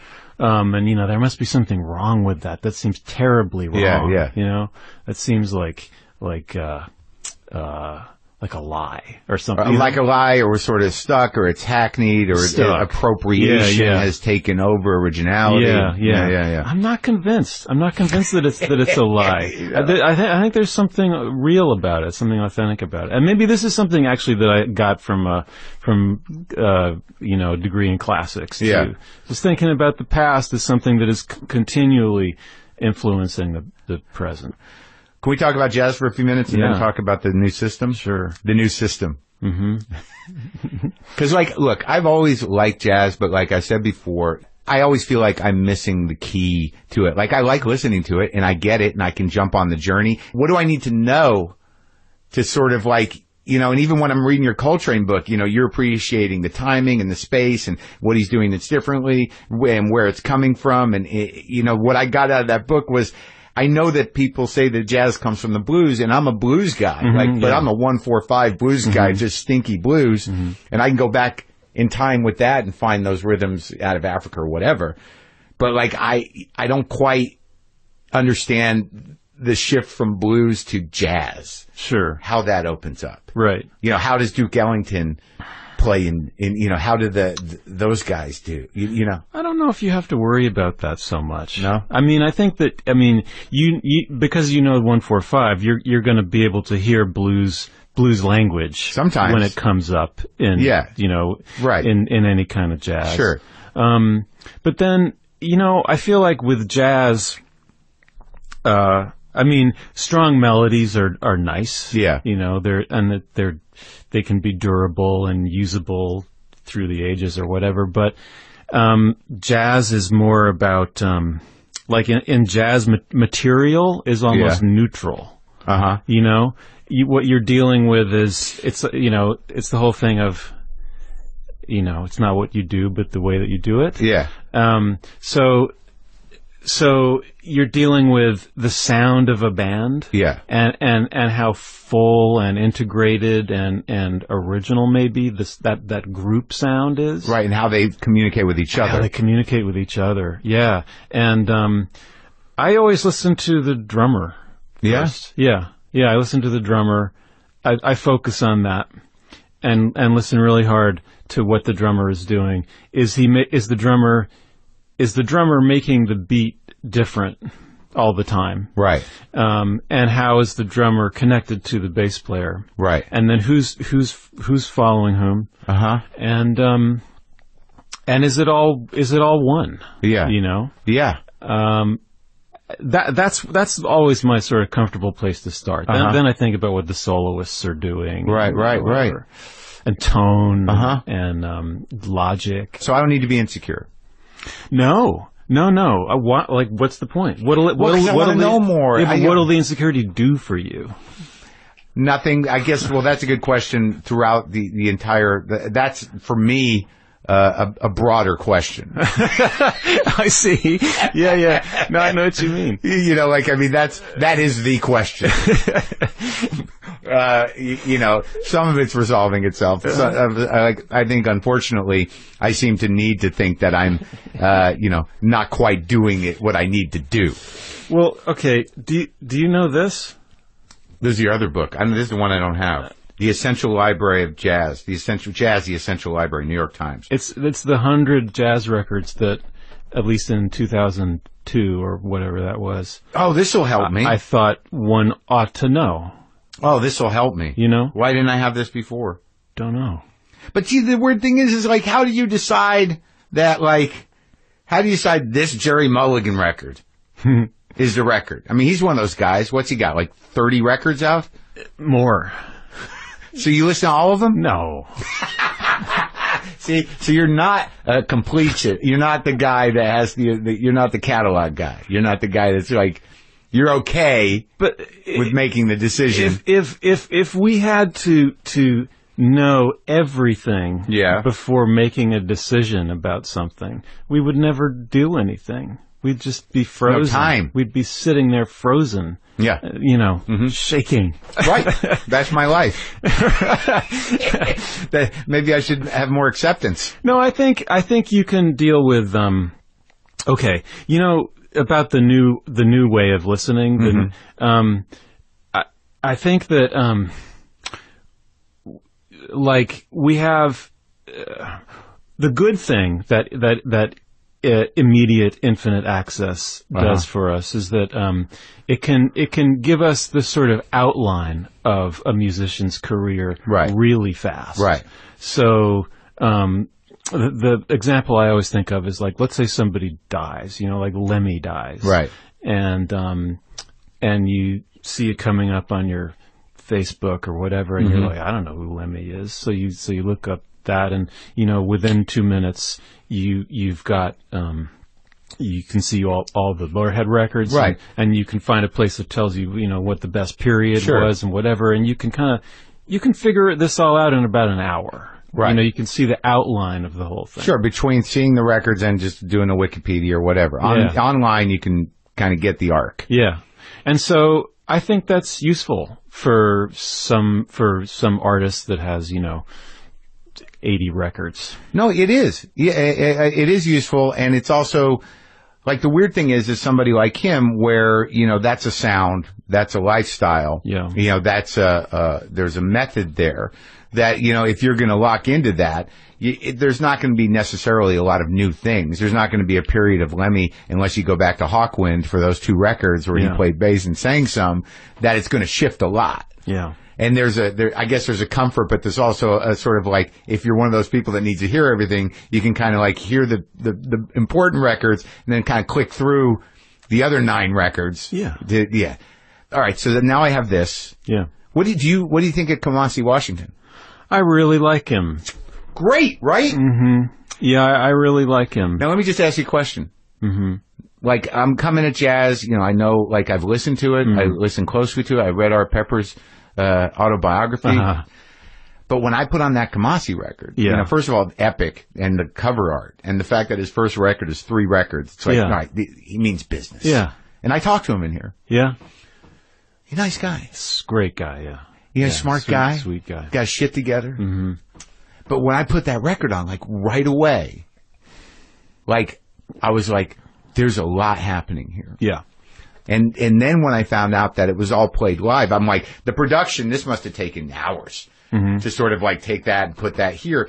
But he does it all live. Right. That's baffling. Yeah. I think that record would go into the density chapter in my book. Yeah, well, the guys in Kamasi's band have all played together since they, you know, since they were kids, that's so meaningful. Because of the communication thing. Yeah, right. Yeah. And I only started to see them, I came out to LA like a year before the record came out. Yeah. And I saw that band for the first time. All 90 of them. Yeah, well, there's maybe only 10 that night. Okay. I know people out here have known about him for a long time. Yeah. But in New York, we just don't hear about what Kamasi. We didn't know about him. Yeah. So and I had that very pleasant experience seeing him and his band for the first time of like, what is going on? I don't get it. Yeah. You know, like I don't understand how this group knows what one another is doing. All of it. I just don't get. Like this is mysterious to me. But it was great, right? It was really good. Yeah. And I guess you learn to trust yourself too. That when you have that feeling of like, I like this a lot, and I don't know where I am. Right. I don't know what's going on. That's a really good. You can trust that. That's the magic thing. Yeah. Where you're like, there's something whole here. Well, and it's connecting with me. Yeah. Music is mysterious. Yes. Like it's supposed to be that way. Yeah. That's why it does, Yeah. Music is not words. Yeah, I can remember all those things, and I imagine that with this one, the Essential Jazz Library here, this book, these records, that there's definitely, you can really remember when your mind got blown.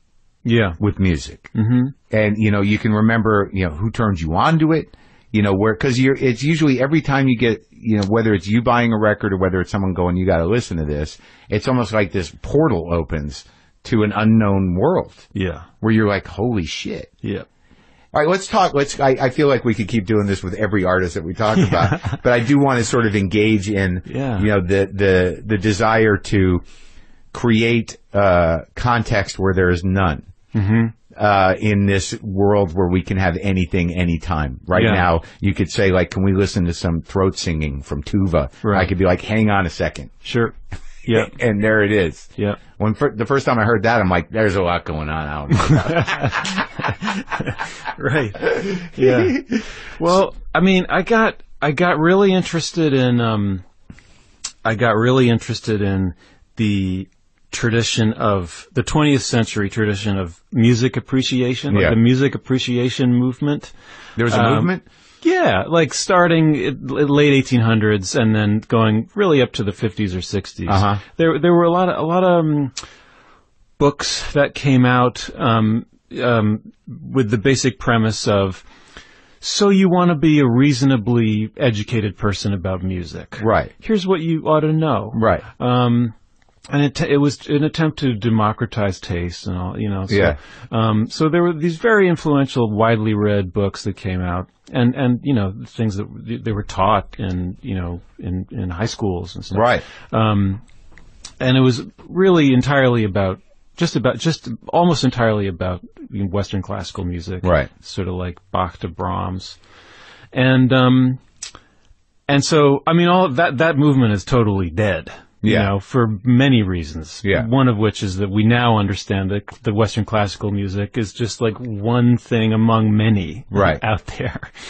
And I thought, but there's something about those books that I found really interesting. And I thought, well, if a book like that were to be written now, what would it look like? And I thought, well, the first thing I thought was it wouldn't be about what the composer wants you to understand. Right. Because listeners have so much more power now.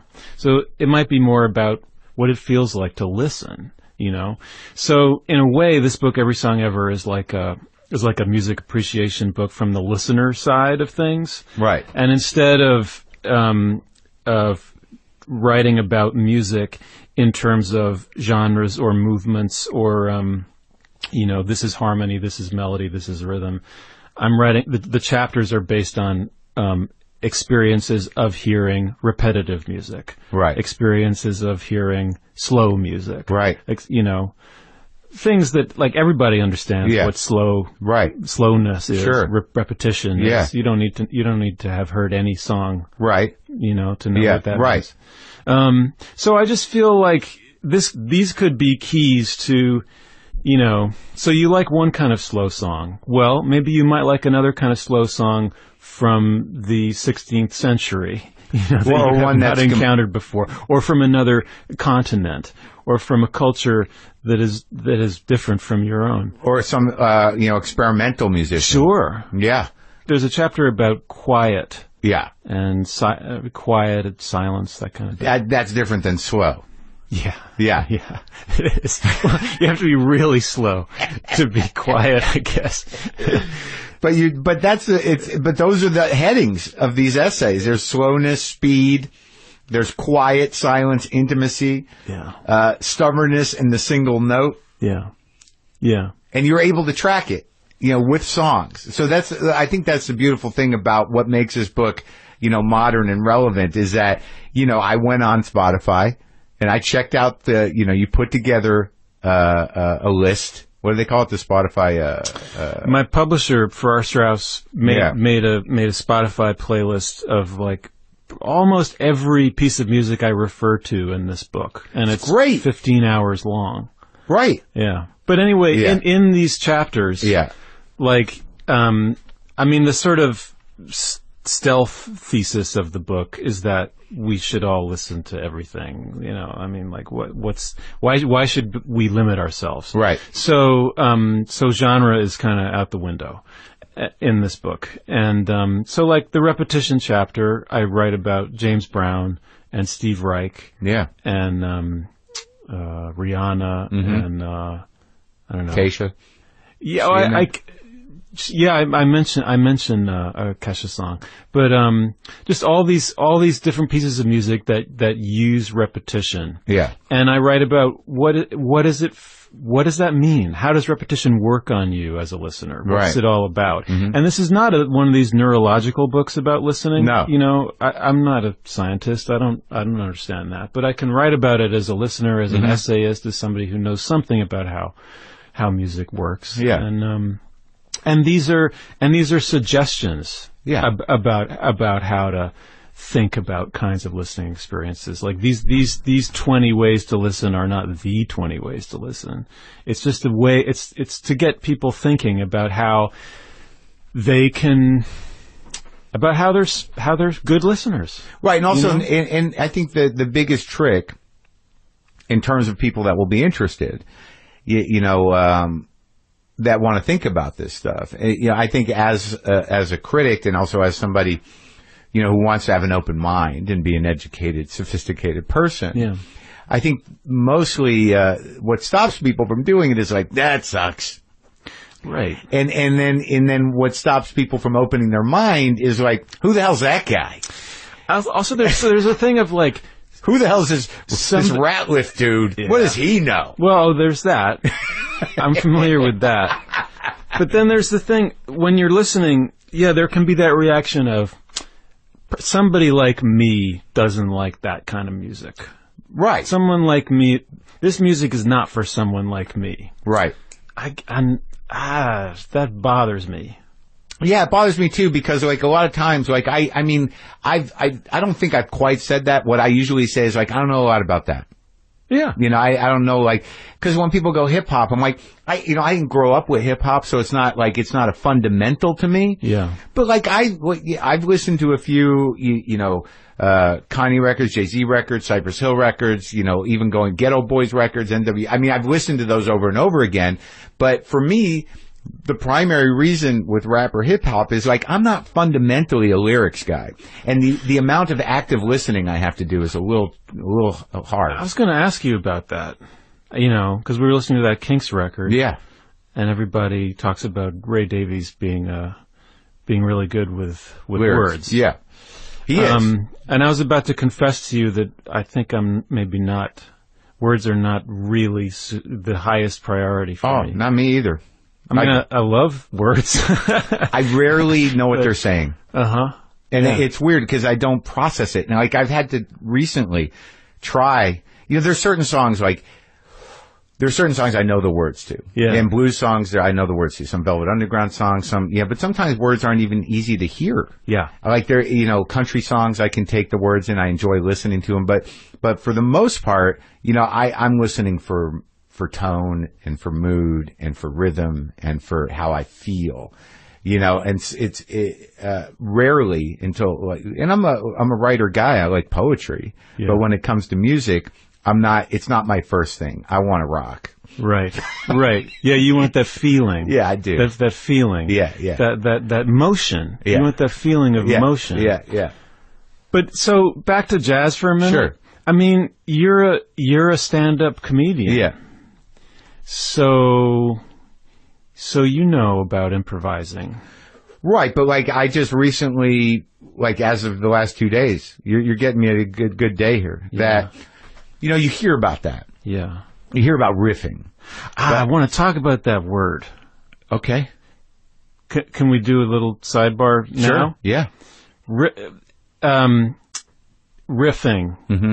I always understood the riff to mean like a short repeated statement. I think that is, yeah. Like, right. Right, right. Whatever. Yeah, power riff. A short thing repeated. Right. You know? But then I think maybe in comedy the word took on another meaning. Oh, yeah? Which is the opposite. Mm-hmm. Meaning improvising. Going all over the place. Right. Never necessarily coming back. What do jazz guys call it? I don't know. I mean, in jazz, we talk about riffs being those short, repeated statements. You know, like Ellington wrote great riffs. Right, the catchy riff tunes. Sure. I don't know, but anyway, I feel like it's one of those curious words that has over time changed its meaning completely. And so I wanted to ask you, like, riffing. Have you always been aware of that word to mean? Yeah. Just going on. Yeah, I thought that's what it meant. And never necessarily coming back to but I knew the definition you're telling me, but I never really thought that there was something like I know a power riff. Yeah, and they're important. Yeah. You know, like people talk about the riffs that have defined rock music. Right. Sure.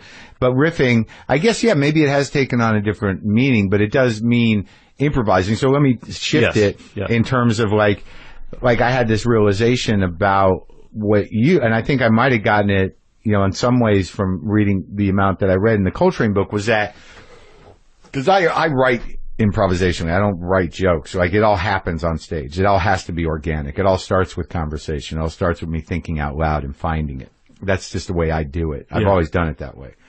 It's not an easy way to do things. Right. But it takes a certain amount of confidence and a willingness to run into the dirt. Yeah. You know, you can fucking go and then you just end up in a ditch. Yeah. But you start to find the things that work. And then, like, for me, it's always been about, like, well, there's other places that you can go further. Mm-hmm. So what I do is that if I'm on stage and I have a premise and that gets a laugh, in that moment, if I'm feeling it, you just keep going. Mm-hmm. And that's how I write. Like, I don't know where it comes from. I don't know where it's delivered from, but it's that moment where that happens for the first time. And I'm like, that was the whole show for me. Like, they can walk out after an hour and go, like, I really like the show. And I'm like, yeah, but that one line, that was it. That was what was delivered. And I know that. But like you were saying with Coltrane and these cats, is that once you lay down the groove and the structure's there, like the blues, like, that's, I think, what I'm drawing from essentially, is that whatever the 1-4-5 or whatever the minors are, whatever they add to that, you know, that's the groundwork, and that's where you depart from, and you can land there. Sure, right. That's right. That's the groundwork. That's the framework, right? And the consensual language between a group of people. And that I started to realize more concisely about what I do. I'm not tooting my own horn. It's just the way I work. That, you know, you do it innately. Yeah. It's like, well, here's the shit. We're warmed up, table set. Now let's go. Yeah. And I'll come back later. Right. Right. You know what I mean? But you also must be really proud of certain things you've done that involve brilliant structure. Well, that's the last special I did. I was very clear about it. I'm going to repeat this shit. Yeah. And I'm going to get it tight. Yeah. And there's going to be callbacks. Yeah. And it's all going to come around at the end. Right. And there's a little bit of an arc to it. Right. It's a piece. Right. Yeah. Oh, definitely. Yeah. But I'm not fundamentally like that, because I don't know if it comes from the insecurity or not. I like it when it's sort of loose and like I can walk away going like, I didn't think that would happen. Right. You know, but that's an act too sometimes. Yeah. Yeah. But in the book, what you do throughout it all is you provide this context of appreciation. Mm-hmm. That's really what you're doing. And I guess what I was saying before was that even when I read a book like this, there are moments where you think that it's not so much of a pressure on me as a listener or, you know, whether or not I trust you or your tone. There's something that implies like, you know, like, no, I got homework, you know, in some level, in a way. So, like, in the sense that, like, I'm listening to the Spotify list and I'm enjoying it and I'm going through stuff and I'm seeing how it connects to, you know, the essay headings and, you know, what your point you're trying to make. But I think that's one of the reasons why, just in general, politically, personally, otherwise, people don't like change. They don't like new things necessarily because they're set in their ways. But I think what you provide here is this, if they look at the book as a, you know, kind of a fun, you know, process. Yeah. That, you know, you can open minds because, you know, how many, it doesn't matter if people go back to it.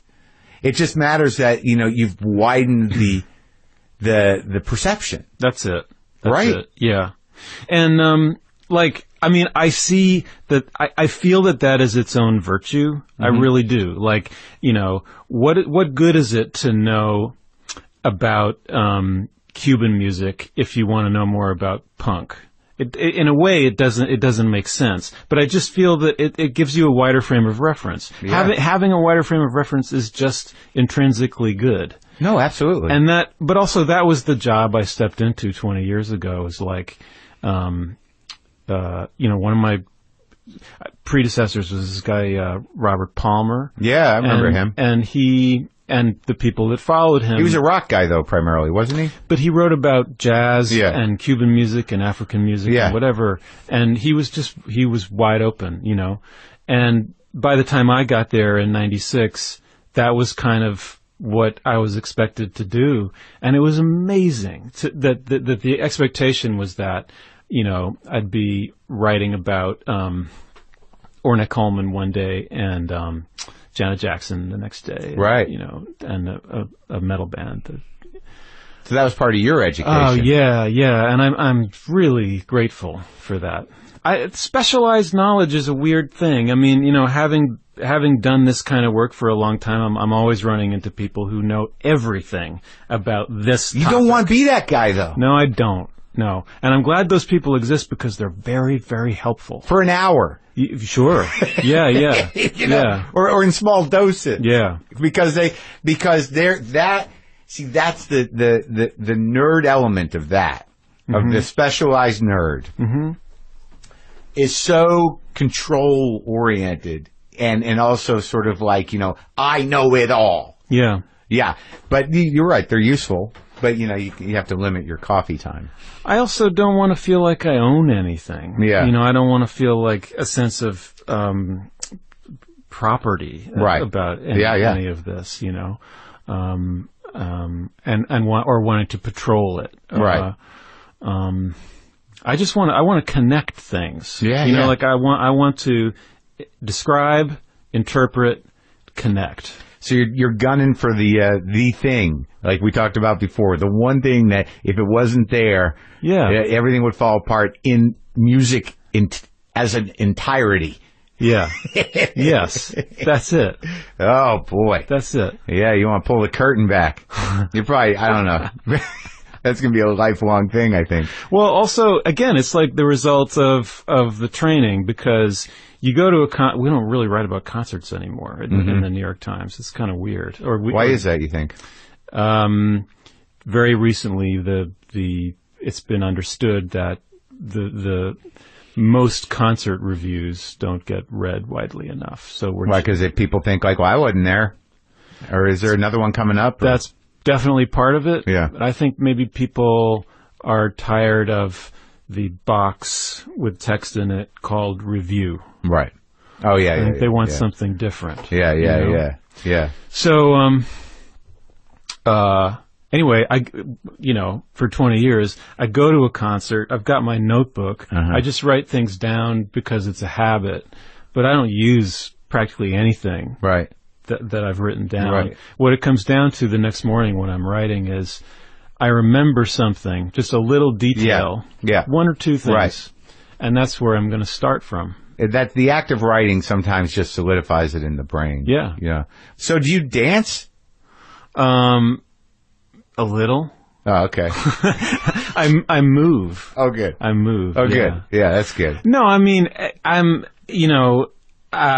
don't, you mean, do I go out and dance? Do I go to clubs to dance? Well, I mean, like at home, like, when you're listening to your guy who listens to a lot of music. Yeah. Do you move, you move around a little bit? Absolutely. Oh, good. Yeah. Right. Yeah. I want to know how that feels. Yeah. Like, that's sort of what it's all about. Yeah. Engagement on. Sure.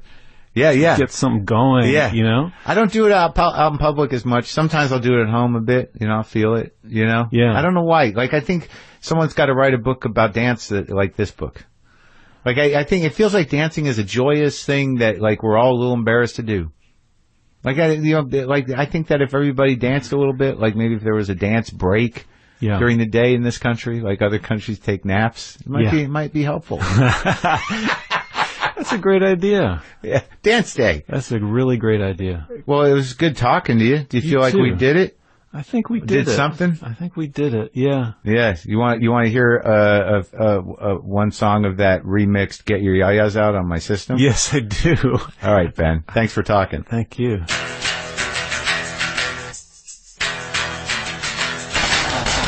Okay, that was a pretty full episode. I hope you all go out and buy some jazz records. Get that epic. Kamasi Washington.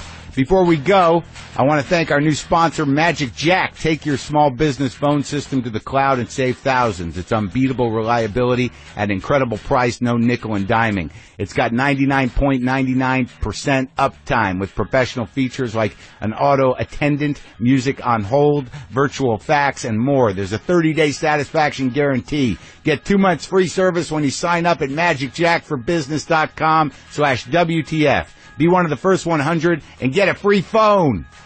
Go to WTFpod.com for all your WTF pod needs. No music today. I got to go to set. I'm shooting a thing. Glow. Gorgeous ladies of wrestling. I'll tell you more about that. I will tell you a little tidbit here at the end, but my character, has a mild propensity to do a little blow occasionally. So I wanted to make sure I got that wet inside the nose vibe.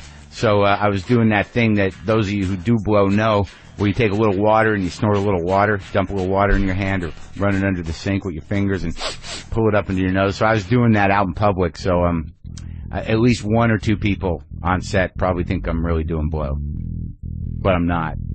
Boomer lives! Exact amount of each ingredient for each recipe. You won't have any food waste. That's good for you and good for the planet. Try it now for less than $10 per meal. They'll send you everything you need to make fresh, high-quality meals right in your own kitchen. This month you can make paprika spice shrimp and cheddar grits with tomato and sweet corn, and also summer udon noodle salad with cherry tomatoes, corn, and summer sweet pepper. Are you kidding me? Check out this week's menu and get your first 3 meals free with free shipping by going to blueapron.com/Maron. You'll love how good it feels and tastes to create incredible home-cooked meals with Blue Apron. So don't wait. That's blueapron.com/Maron. Blue Apron. A better way to cook. So Kamasi Washington. Here's how I came to Kamasi Washington. Look, as I said before, I like jazz. I got a mind for it. I don't understand it or really how it's put together. I'm going to talk to Ben Ratliff about that.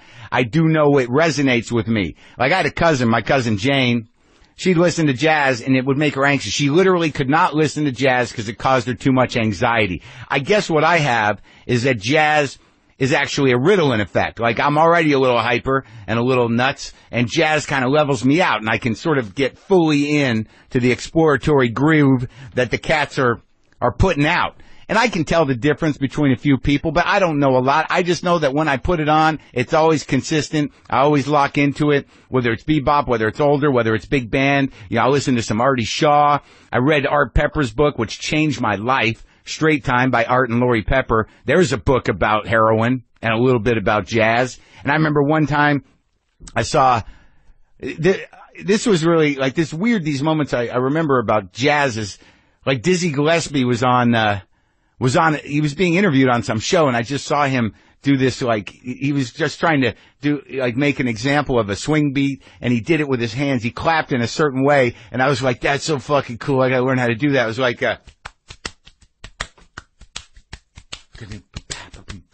comedians about one particular philosopher, whether they know about it or not. He brings up something the guy wrote, and you kind of talk about it. I was on it a while back. I talked about Spinoza. He's had Maria Bamford on talking about Sartre.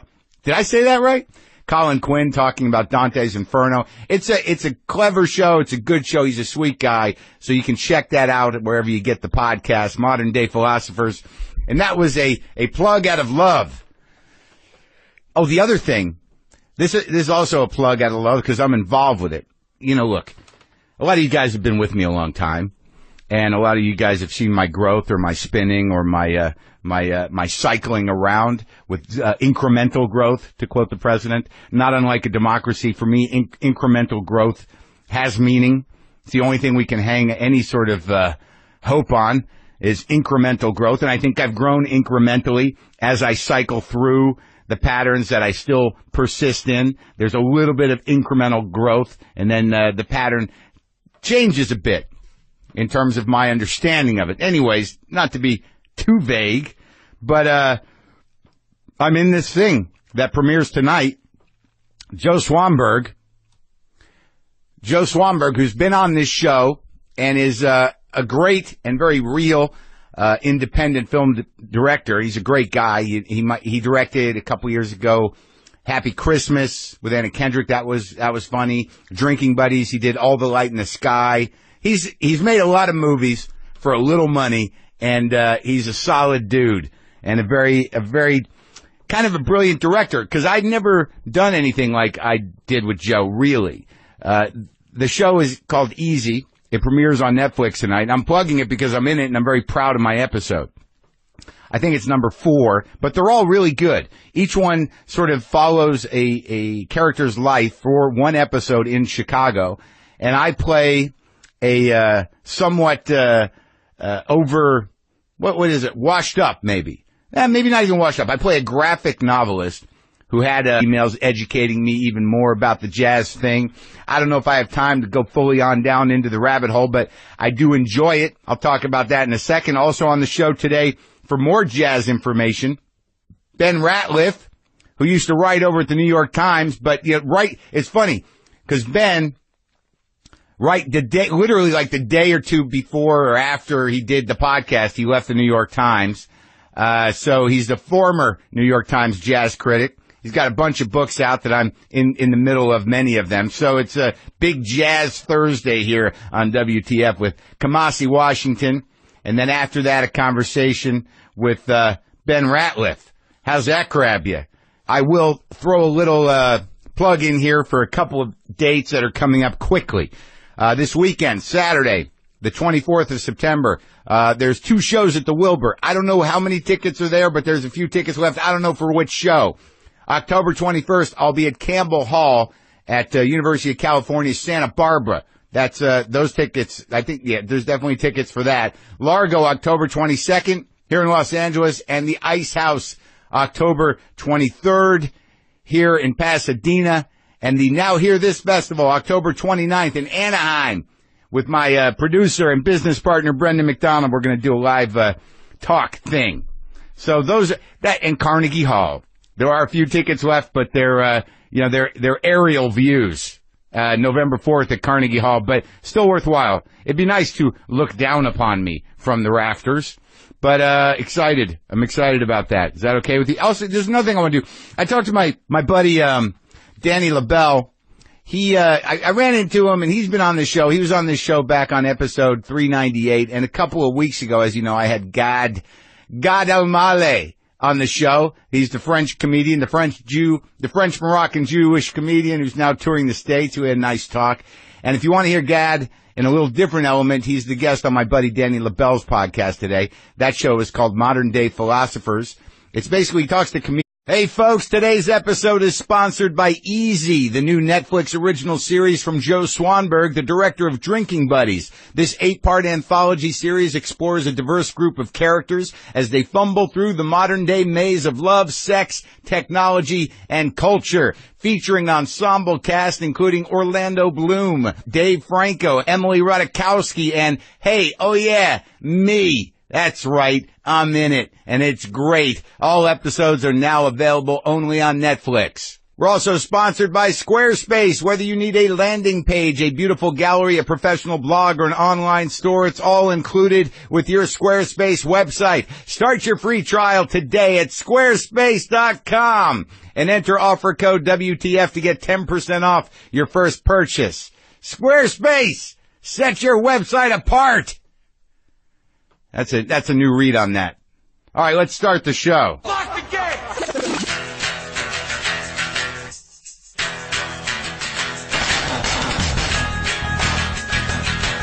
All right, let's do this. How are you, what the fuckers, what the fuck buddies, what the fuckinistas, what the fuck tuckians, what the fucking Adians, what's happening?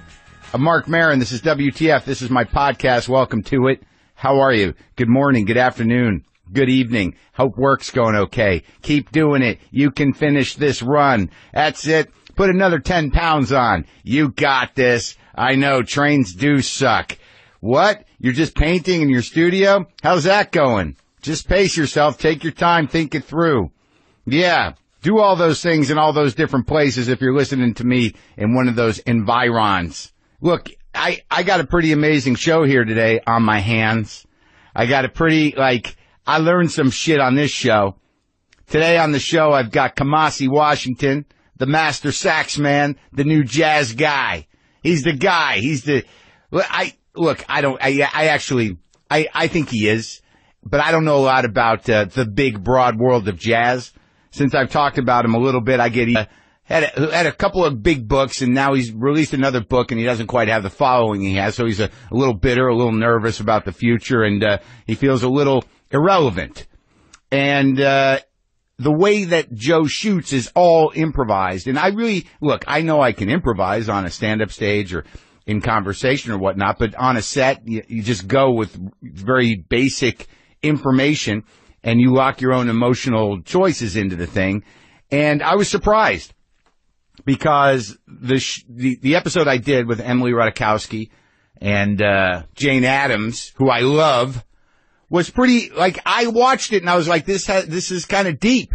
It's funny, it's sad, it's deep, it's sweet. I mean, it had all these things that when I'm in it, I can only feel what we were doing. I don't know how the hell he pulls all this stuff together as a director. You really got to have a unique way of thinking to improvise that much. And also, as you're doing it, think about continuity, how you're cut in and out of things. But the whole series is great. And I'm very proud of the work I did on that. I'm just telling you because I'm excited about it. I'm excited about that being out there to watch. So that's on Netflix tonight. All the episodes of Easy will be on, and they're unique. They're like little movies, and they're worth watching. How often does that happen? The modern media landscape is challenging. It's sort of like driving past a landfill, and your first thought is, ugh, look at all that garbage. But your second thought is, I bet you there's some good shit in there. I bet you there's a box of money in that dump. Well, Easy is definitely a box of money. Jazz. Well, before jazz, we're sponsored today by Blue Apron, and Blue Apron knows that not all ingredients are created equal. That's what I love about getting Blue Apron meals sent right to my house. I open up that box, and I get only fresh, high-quality ingredients that taste better and are better for you. And they do it by partnering with 150 local farms, fisheries, and ranchers across the United States. Beef is raised humanely, chickens are free-range, pork is raised naturally, and because Blue Apron ships the